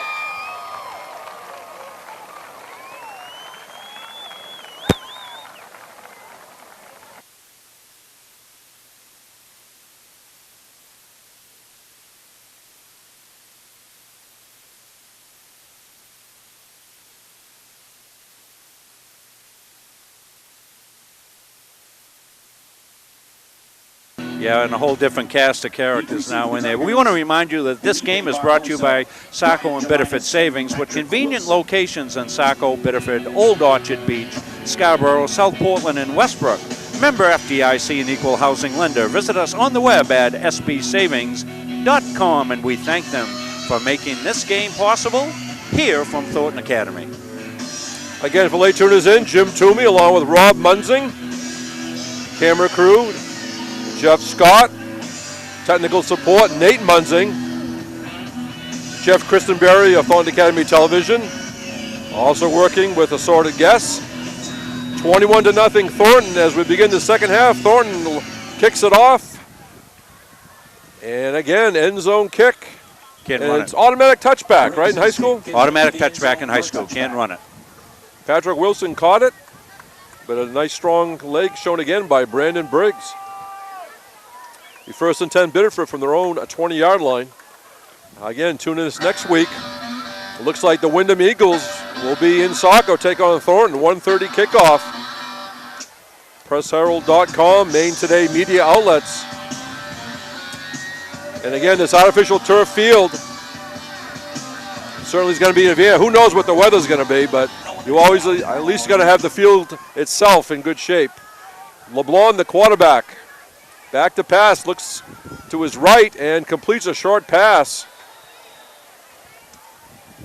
That's the first time they've gone to the slant. Did a good job on that time, hitting it very quickly that time. It was over to Vigu. So they come out of the gate shooting. Tyler Vigu, who is a senior, 160 pounds, tackled by Josh Sear of the Trojans. Well, they hadn't had much opportunity to run offense, and when they have, their run game has been really non-existent. So they came right out of the chute that time with a quick slant. First down, Tigers, as they got about 10 and a half yards on the play. Low snap, caught by LeBlanc, throws the timing off maybe just a little bit as he handed it off to Dakota. I see Bobby Began, 53, Luke Libby in there, 67. Short gain for the senior Dakota. With the evolution of the spread offense, Jim, one of the byproducts of that is it's a little bit harder to handle that nose guard on the short snap. It's a different type of snap technique for the center, and because of that, sometimes they're not able to get that nose, and the nose guard, the guy that's lined right up on the center, will have a little more free rein than he would if there was a short snap. I think this is going to be illegal participation. Too many guys on the field or something. I'm guessing. I'm not sure what this unsportsmanlike. We've got. Yeah, it's unsportsmanlike against Thornton. I thought the same as you. There was like 13 guys and a couple left late. What you don't want here is you don't want an ejection. Sportsmanlike conduct penalty on the Trojans. And you'll get a little nervous as a coach when the referee comes walking over to you. I mean, it was a pretty basic play. We saw a regular, handoff, sort of a regular tackle from our perspective. We don't know what was said to somebody, if that was it. Yeah, anything that we would say would be highly speculative. Besides that, we're in doubt. Yeah, true. I see a couple of subs being sprinkled in for Thornton. Again, we always try to get everybody's name that we spot out there. But be that as it may, 15-yard penalty against Thornton. 1st and 10 Tigers with the best field position. They're out to their own 47-yard line. I'm thinking it's illegal use of linguistics. That's what I think something was said. And we're right near the public address speakers, in case anybody wants to know. Low snap, LeBlanc. Nice catch like a shortstop on a short hop, but that threw the timing right off of that one. Quinlan O'Brien, 64 in there. Mark Bosino, 79. Even the wind, if it's a crosswind, can affect those short snaps. And if you haven't done it, I don't think Biddeford's probably done a lot of this. And really, you really need to practice this well to get, as Jim says, get that timing down on that. It doesn't seem to be as fluid as it needs to be. That was a 4-yard loss. 2nd and 4, Biddeford. Again, Thornton leading 21-0 early in this third period from Thornton Academy in Saco. Nick LeBlanc sprints to his left. Libby on the pressure. LeBlanc's going to tuck it and get to about midfield. So it's going to be about 3rd and 7, 3rd and 8 maybe for the Tigers. Bobby Began chased him out. Nothing to show for it yet for Biddeford, but this has been their most sustained drive of the game so far to start the second half. They started after the touchback on the kickoff at the 20-yard line, and they're all close to midfield.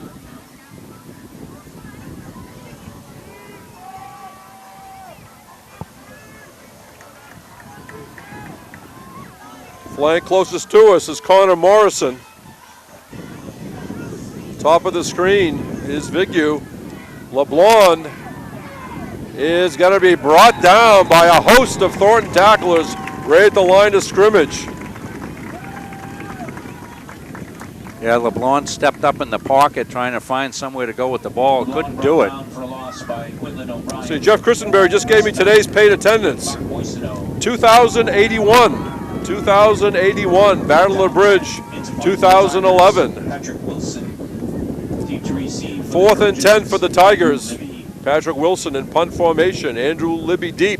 Wilson gonna fake it. He does that rugby kick that Rob Munzing loves. Andrew Libby comes up and catches it. I put quotes around loves.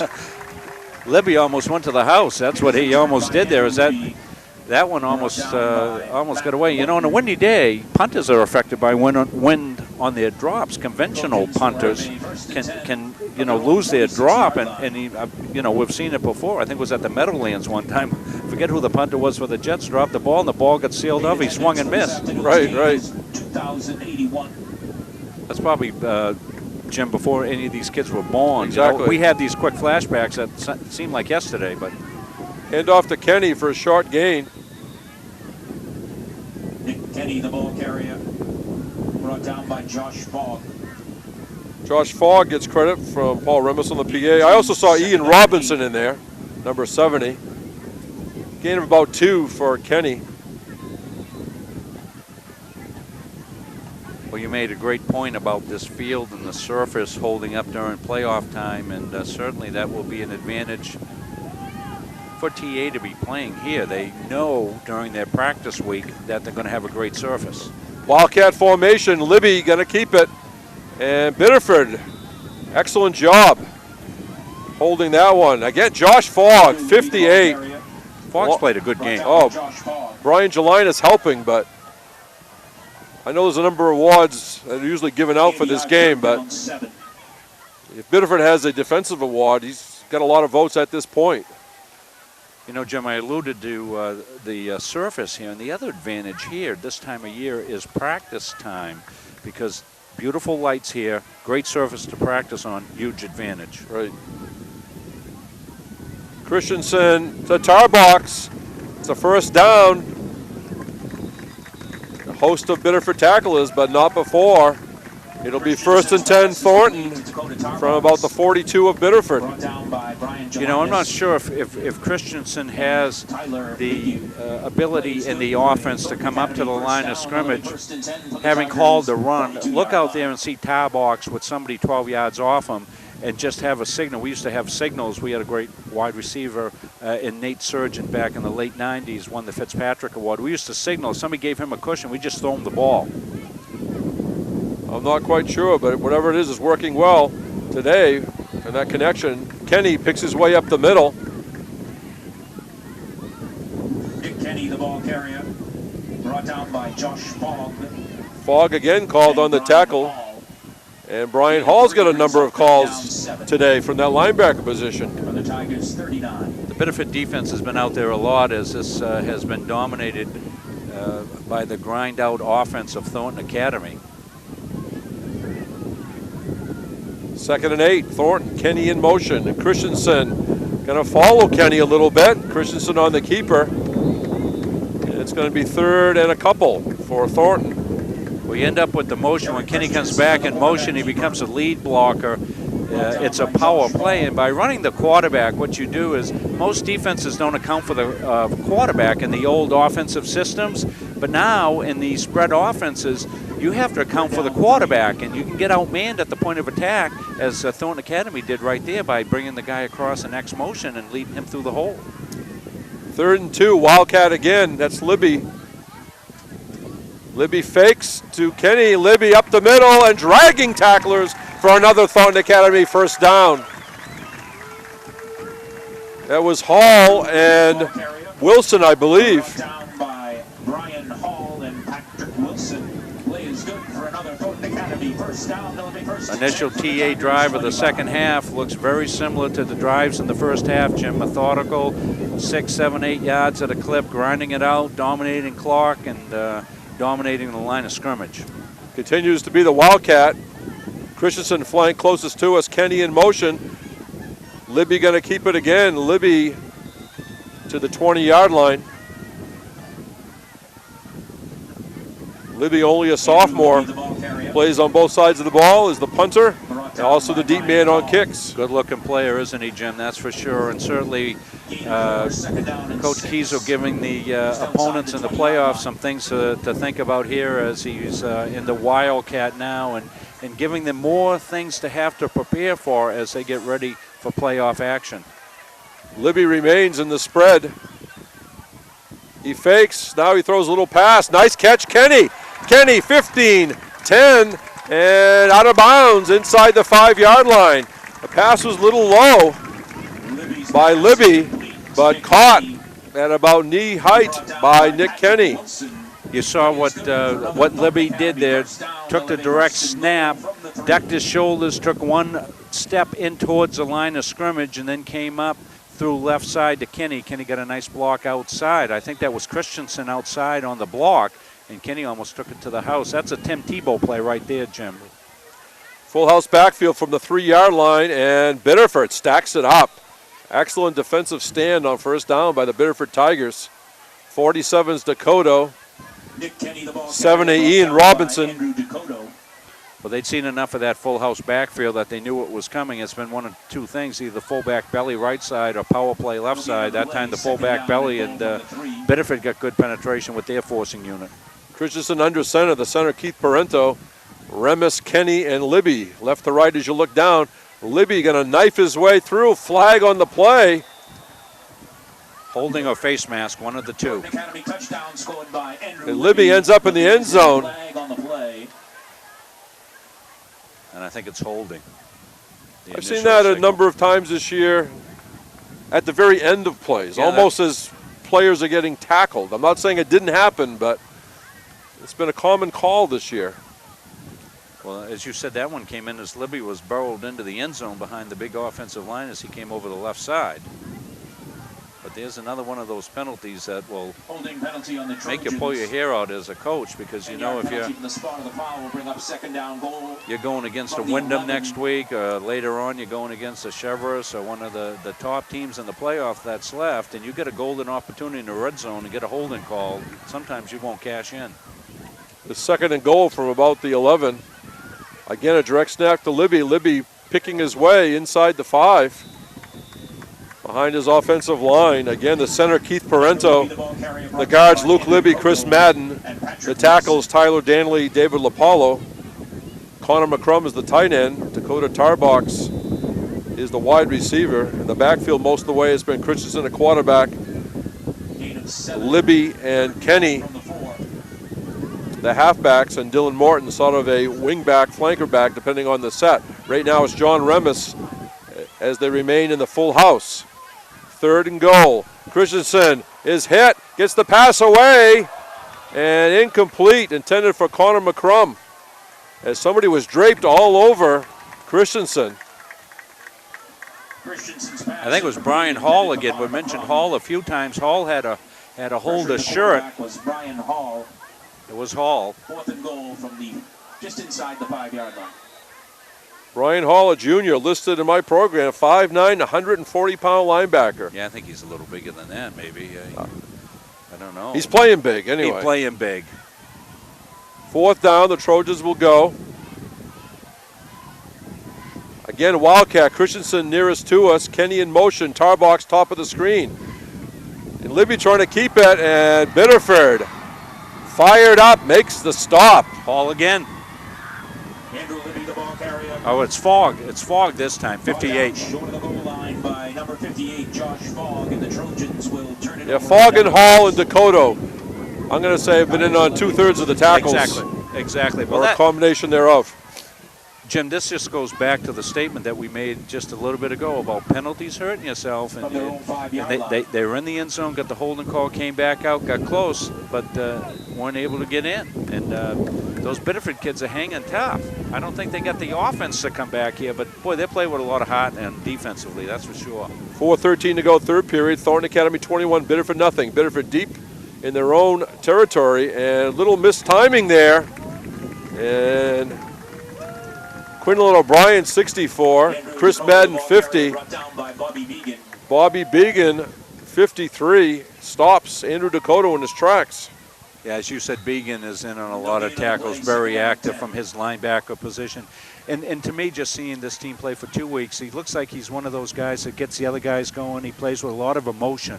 And that's certainly what you want out of your linebackers. Your linebackers got to be the physical leader and emotional leader. LeBlanc under center, going to keep it, and he's knocked down. No. Got to give him forward progress. Crowd wants a safety, but forward progress by LeBlanc is going to mark the ball about the 1, I think. LeBlanc brought down by Dakota Tarbox and Connor McCrum. McCrum and Tarbox with penetration. Look at that spot. That loss of 2 brings up 3rd and 12 from the 3. From the 3? Wow. That is rather generous spot. Yeah, I mean, if you're dancing around as a quarterback or runner, and then they push you back from then. That's amazing. You know, that's like committing murder and going into confession and only getting one Hail Mary.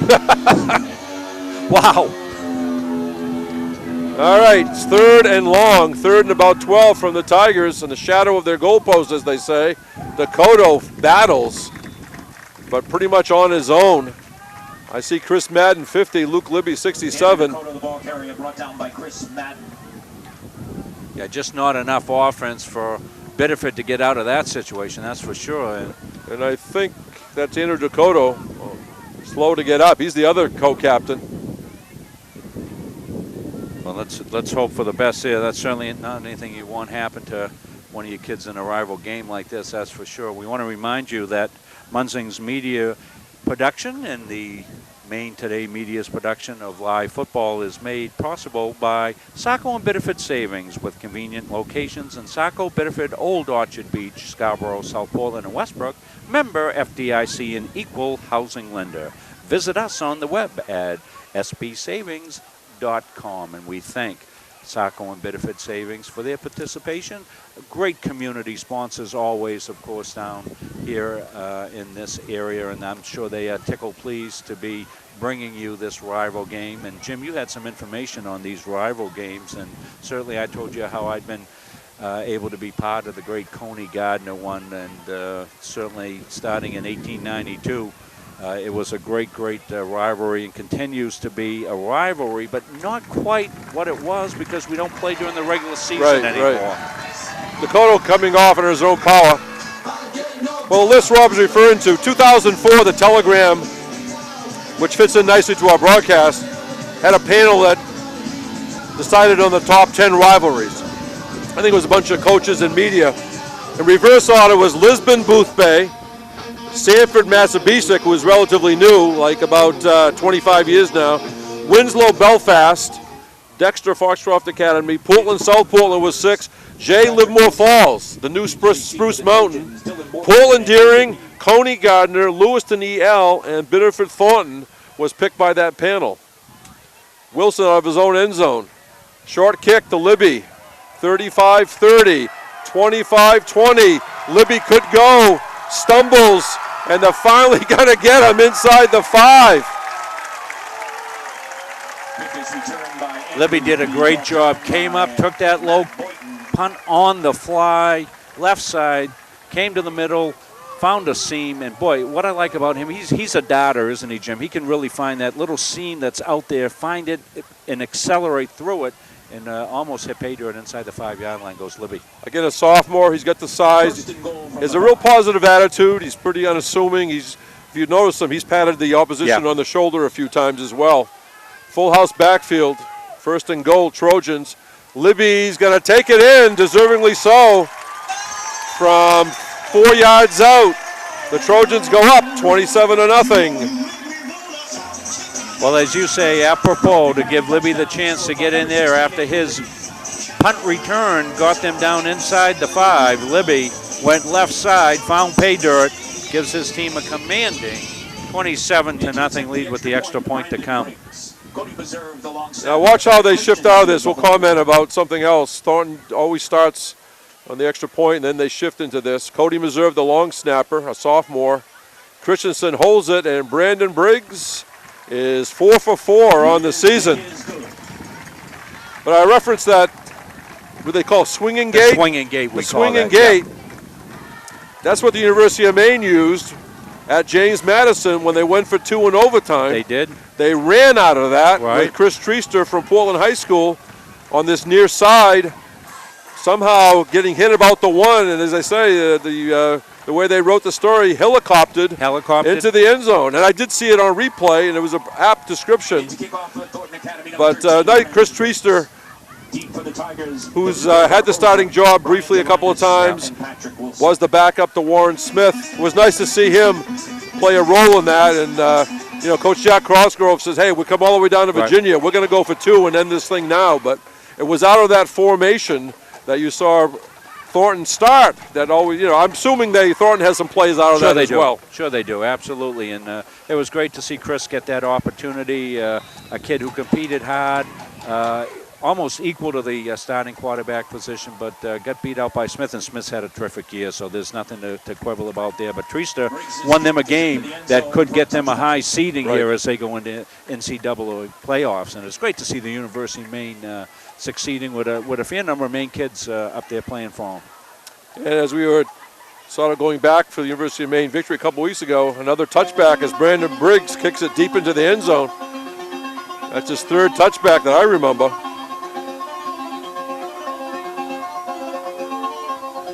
So Biddeford 1st and 10 from the 20.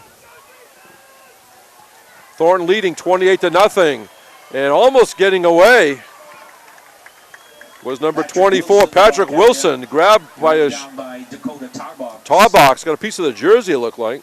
Yeah, that's probably the best run from scrimmage that we've seen so far today as they came from left to right. Wilson got a hole, squirted to the second level untouched, and Tarbox said, hey, wait a minute, come back here. Grabbed him by the shirt, got him down. Wilson with a gain of 7. Matt Cody flank nearest to us. Vigu at the top of the screen. Wilson in motion, low snap. LeBlond caught it, sort of throws the timing off. Loose ball. Yeah, Thornton's got it, yes. Well, one of the things you sometimes struggle with as a coach is when you're trying to find something to work on offense, and you say, okay, well, maybe we ought to go to this and try that. And, sometimes, I used to say, and I used to be guilty of it as well, Jim, sometimes the best thing you can do when your talent base isn't as high as it's always been is to do things that are a little simpler and find something that will give you a little bit of success that you can function with. I think Biddeford ought to probably go back under center.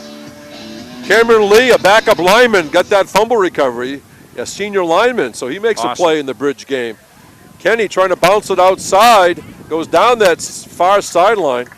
Again, we got to comment on the crowd. We said it was over 2,000, but look at that nice crowd from the visitors. The Biddeford Tigers, always very loyal fans, and a tremendous crowd on this side. Absolutely. Again, the bicentennial, 200 years. And got the athletic boosters busy with souvenirs and refreshments. And I don't know what the students were doing 200 years ago, but I know what they're doing today. And they're seeing quite a spectacle here on the campus of Thornton Academy. Fake by Christensen. He's going to keep it up the middle. And he's going to be close to that first down.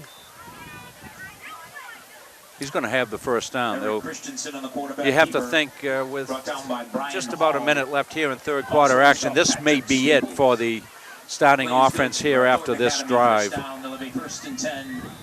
I would think you're right on the mark with that. Keith Parento leads them out. He's over the ball. Senior center, done a good job on snapping this year. Kenny takes the handoff and he stumbles, but falls forward. Always a sigh of relief. I expected a low snap because I recognize Keith Parento, the center, but when you do basketball, I'm sure you do too. You talk about a foul shooting percentage and the guy clangs one. Try never to do that.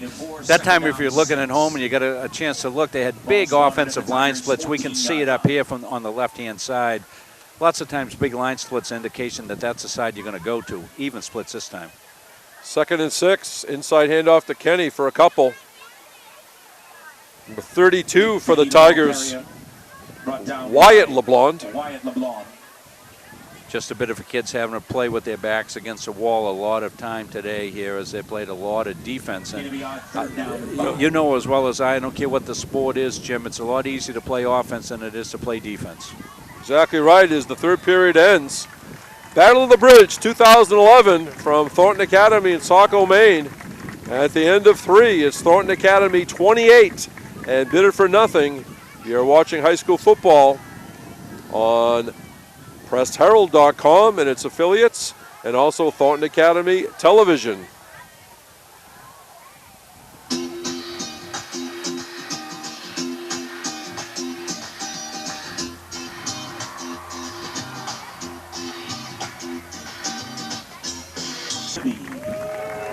And center senior number 58, Keith It's nice to hear the offensive line, Jim, getting some.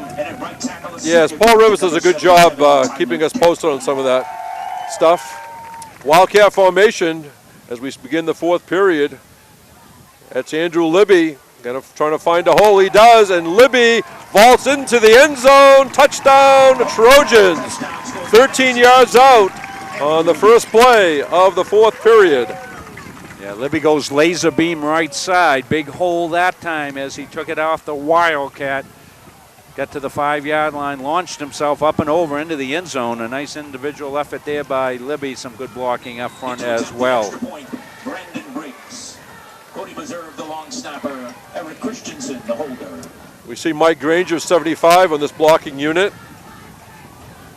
73 in there, Cam Lee. Tyler Danley's a starter, he's in there. A bad snap. Christensen trying to do something with it. Christensen trying to get around the outside. He's not going to make it. As a couple players did release for a potential pass, but. Well, that's the old help call. What happens there with you get a bad snap like that, the holder make a help call, and the ends and the wings usually release, but not able to make anything happen. I don't think the snap was that bad. I just think it got dropped there and threw the timing of it all off. All right, so 11:54 to go in the fourth period, 34-0, Thornton Academy. Again, for the last time, we'll give you the Crabtree stand. You never know when people tune in. Right. You know, there's access to papers and internet, but somebody may be busy. So it looks like it's going to finish Cheverus 1, Thornton 2, South Portland 3, Bonnie Eagle 4, Deering 5, Sanford 6, Wyndham 7th, and Scarborough. You got to give them credit, Rob. They hung in there. Boy. And they actually had a playoff game last night in a sense. It was a playing game, yes. As they defeated Gorham. So Scarborough got the 8th spot. So next weekend, check your papers for the update. Scarborough at Cheverus, Wyndham right here at Thornton Academy, Sanford at South Portland, and Deering at Bonnie Eagle. And Wilson says, I'm going to return this one. It's at the 1-yard line. Patrick Wilson trying to get to the outside and tackled by Josh Sear at the shoe tops. Number 41, Josh Sear with Cody Forbes in the area. You know, even with against the wind, it was almost a touchback by Briggs there as Brandon continues to drive the ball against the wind, put it down inside the 1. What a weapon. I see some substitutes sprinkled into this defensive unit. We'll try to pick them up. I see 73, Cam Lee in the line. 74, Evan Durant. 63, Aaron Flynn. 89, Ryan Noble. The secondary pretty much is the same. I see Cody Linden, a linebacker, 18. Let's see, Aaron Scott is in there, defensive back, 43. Pass complete, incomplete, they wave it off. LeBlanc's pass is incomplete. Yeah, LeBlanc went back to the slant pass. They completed that the first play of the second half. Came back to it, not able to hit it inside. That time was running the slant was Tyler Bigju. Number 60, Riley Chamberlain on this defensive unit. The winning ticket number once again, 512254. Jim Toomey along with Coach Rob Munzing. $960.50. Our camera crew, Jeff Scott. Technical support from Nate Munzing. Jeff Christenberry of Thornton Academy TV on the pregame show as well as the halftime show. Penalty against Biddeford. Did you see what that call was? I don't think it's... Or is it just... I just think they got the ball back finally to the right. So Okay. I think they were still trying to figure out whether it was complete or incomplete because it's 2nd and 10, so there's no penalty. So on top of the screen, Matt Cody. LeBlanc hands off to Patrick Wilson. Patrick Wilson, nice cut. And Dan Giroux, along with Aaron Scott, makes the tackle, but Biddeford has a first down. First down, Tigers. Well, you would think possibly the Tigers are going to have some success here. And, you know, a lot of people will say, well, you know, it's against the second team and whatnot. Well, don't forget, these are all kids out here playing football.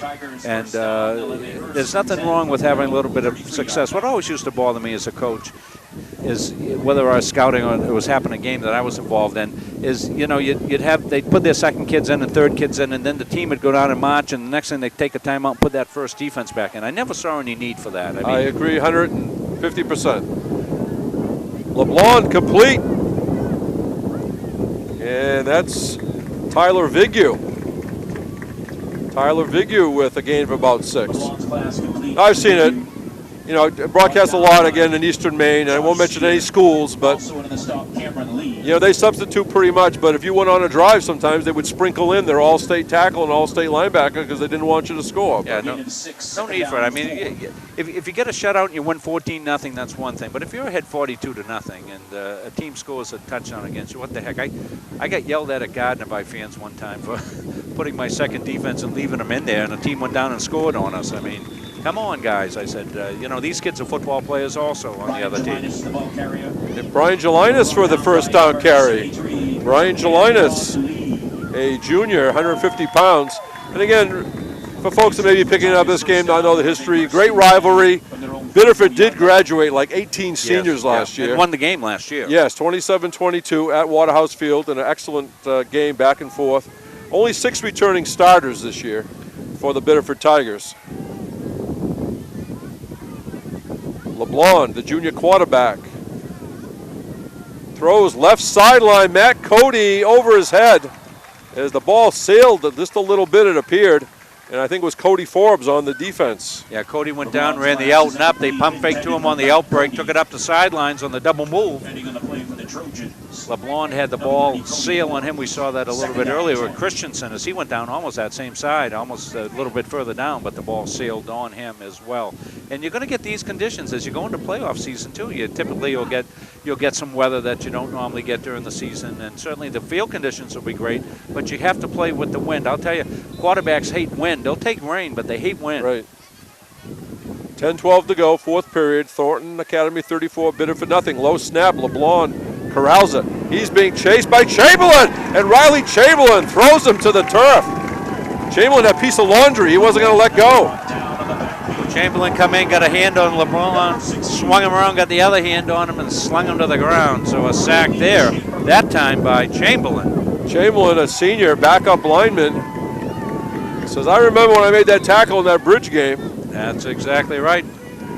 Now, you know, 30 years from now, it might be a 1-point victory that he made the tackle in. I don't know how those stories go. It'll be a sack, fumble, scoop, touchdown.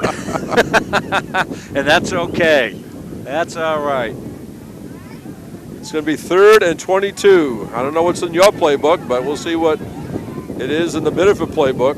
Another low snap. LeBlanc throws a little pass in the flat, and that's going to be for a loss. I see Riley Chamberlain also out there again with 18, Cody Lynn. It's caught by Brian Gelinas, and Gelinas says thanks a lot because he didn't have much help out there. Loss of 2 yards in the play brings up 4th down and 22. Patrick Wilson will be in punt formation for the Biddeford Tigers. Libby's back deep. I wondered if they would put him back there. Number 24, Patrick Wilson. Also Dylan Morton, number 24. Libby, the player closest to us. Line drive punt, and one of those artificial turf rolls. Goes out of bounds. Great punt. Wow. Little wind, a little artificial turf. Let's see, the ball was marked at the 33. Where's your math, Rob Munzing, now? Well, I don't do, I do a couple of gazindas, you know, 2 goes into 4 twice, but that's about it. That's all about a gut. Because they're going to mark that at about the 9-yard line. That was a turf punt, as you said, Jim, and on turf, you get a strange effect. You get the bounce, but you get wind help on turf that you don't get on grass. And I think we got a little wind help as that ball was on the ground rolling end over end. We call that not pretty, but effective. 58 yards in the punt. He wanted to keep that one away from Libby, and he did. Probably going to see some sprinkling of new offensive players in here, I'm sure, Jim, as the backup quarterback, number 41, Josh Sear. Sort of a number you can't really think of too many players with 41. Rob will probably give us somebody in a second. Here's a handoff to Aaron Scott. Not many quarterbacks. I knew I was down the list in the quarterback rankings when I went to the University of Maine my sophomore year. Coach Abbott gave me number 24. I said, I got a lot of work to do. Every other quarterback had a team number. There I was with number 24. Well, you know you're in worse shape when you give you a number that's ineligible to be in the backfield. That's a real. I used to kid Coach Abbott. I said, I'm the one that's responsible for giving you your premature gray hair. A couple of starters still in there. I see Tar Box at the top of the screen. Dylan Morton nearest to us. Sear hands off to Aaron Scott. He's trying to get to the outside. He's out to about the 13-yard line. Aaron Scott, the ball carrier, brought down. It's going to be third and about 6. Well, I know from having had a really good Class A East team in 1991. And when we were scouting for the state championship games, we, of course, were scouting Biddeford and Thornton as they went after each other in 1991. And our coach that went down to scout that game came back and said, I have just seen one of the greatest football games I've ever seen. I think it was the playoff game. I think it was at Thornton. A late pitch, loose ball. And Thornton might have jumped on it. Josh Sear at the very last second tried to pitch it. Recovered by Thornton. Number 74, Eben Durant. You know, both these teams have had such storied programs over the years and such outstanding players, and certainly, you know, those days will come back for Biddeford. You just have to know that. I remember before Coach Landry went down to Biddeford, you know, things have been down a little bit, and Coach Acosta will get this thing going here, that's for sure. As I said, Scott's a good football guy. He's going to get this thing turned around. Eben Durant saved that ball for Thornton, jumping on the fumble. Kick by Libby. Fair catch, Patrick Wilson at the 44 of Thornton. So it'll be first and 10 Tigers from the 44. 6:26 to go, fourth period. Thornton Academy 34, Biddeford nothing. Want to remind everybody we will be back here on the newspapers of Maine Today Media, Portland Press Herald, Kennebec Journal, Morning Sentinel, for playoff action here from Thornton Academy. So that game begins at 1:30. We'll be on the air about 10 minutes before game time here with the pregame, and certainly tickled that we'll be back down here, and we'll be down here as long as there is playoff action here. Looks like the Wyndham Eagles, who Thornton only defeated 7-0 in mid-season. Be a tough opponent. Handoff to number 24, Patrick Wilson again. Had a busy day, both sides of the ball for a loss, though. Well, you were mentioning about Chevrolet, and you know, they're undefeated. They finished the season at 8-0. But the last 2 weeks, you know, teams have played them tough. Portland had them early on, and I think that game ended up 20-7, I believe, was the final in that one, or something like that. But Portland was ahead early, and then last night I was following the scores, and it was close through most of that game. 14-0 win for Chevrolet. Lee and Chamberlain on that last tackle. LeBlanc throws out in this flat. It's complete, but Josh Sear on a big hit. Pass was complete to Barbosa. Be third and about 8 for the Tigers. Tigers started this drive, Jim, with their best field position on a start for the game, and they would love to get down in here and get themselves a touchdown for sure here in this Battle of the Bridge game. You know that. So 5:20 on a moving clock.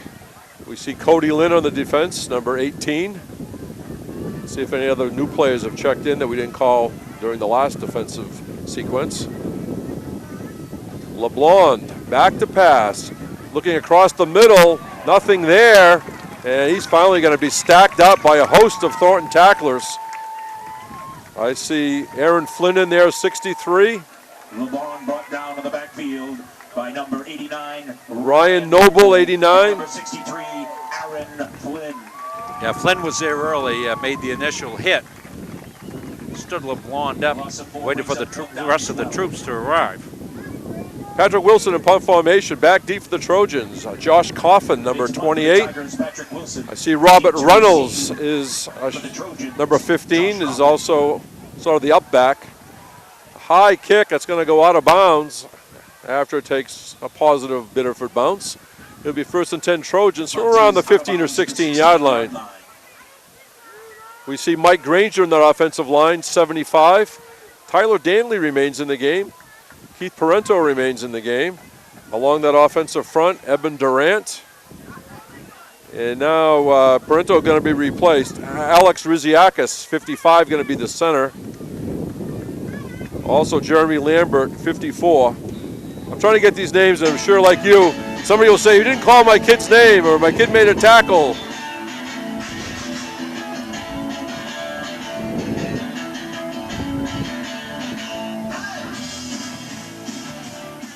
Josh Sear, junior quarterback. Gonna keep it. A fake to Scott. Josh Sear, 30, 40, 50, 40, 30, 20. Stops, tries to change direction, and couldn't quite get there. Check the tank, Josh. You did a good job, though. Finally brought down by number All the way from the 16-yard line. Well, Josh took off down the left side. He was open. Got a little oxygen depleted. He needed to be like in an aircraft carrier. You know, when you get that and the things fall down, and you get the oxygen to fall down for you. But he tried to reverse his field there a little bit, and the Biddeford kids were hustling and came down, made the play. But nice run by Josh. He went from his own 16 to the Biddeford 17-yard line. Josh Sear, see if he's got something in the tank to hand off. He says, you take it, Aaron Scott. Aaron Scott to the 10-yard line. For sure you knew that Josh Sear was not going to carry that time. No. Now Josh Sear had to play the whole second half against South Portland after Christensen got hurt on the last play of the first half, and he did a pretty good job. Well, this is a great opportunity to give your second quarterback some snaps here heading into the playoffs, because, you know, as a second quarterback, you're a breath away from being in the game. And, of course, Josh always knows that because he had to do it against, as you said, against South Portland. 2nd and 3 as Aaron Scott picked up 7 yards.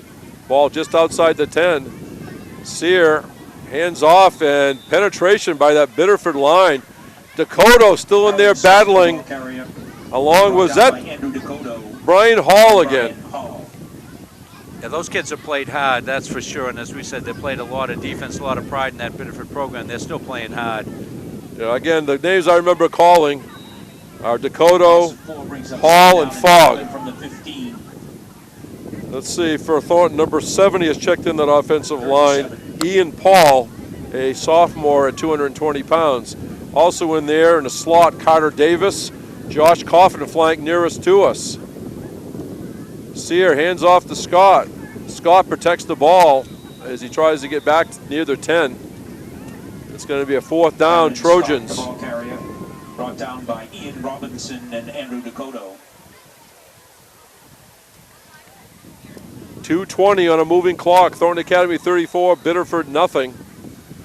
And I'm going to guess Thornton on a 4th and 5. We'll call a pretty basic play here. Oh, I think so. Into 4th down and 5. We haven't seen the ball in the year here with the second unit in so far. So Coffin nearest to us. Davis in the slot. Sear keeps it. Sear trying to get to the outside. And I think he's going to be a little short.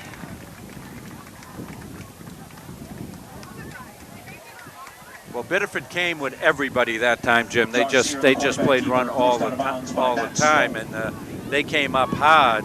No, they're going to say 1st down. I stand corrected.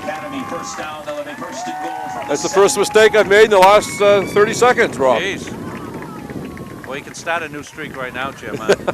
I'm a little surprised with the stakes all the way across that you wouldn't bring them over and take a peek at it, but 1st and goal, TA from the 7. Must have been fairly clear from the field. Feels so well marked, it's a little easier to call. Right. Again, beautiful new track here, you know, but we're set like 25 yards behind and also up high. Inside handoff. Aaron Scott picked up a couple.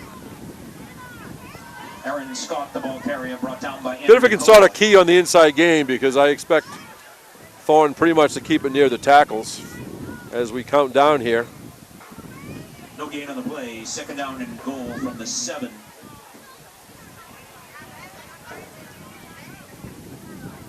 We're down to probably 2 plays left in this game. I would think, yes. Let's see, 54, Jeremy Lambert in that offensive line. Again, Mike Granger, 75. Full house backfield for the Trojans. Sear under center.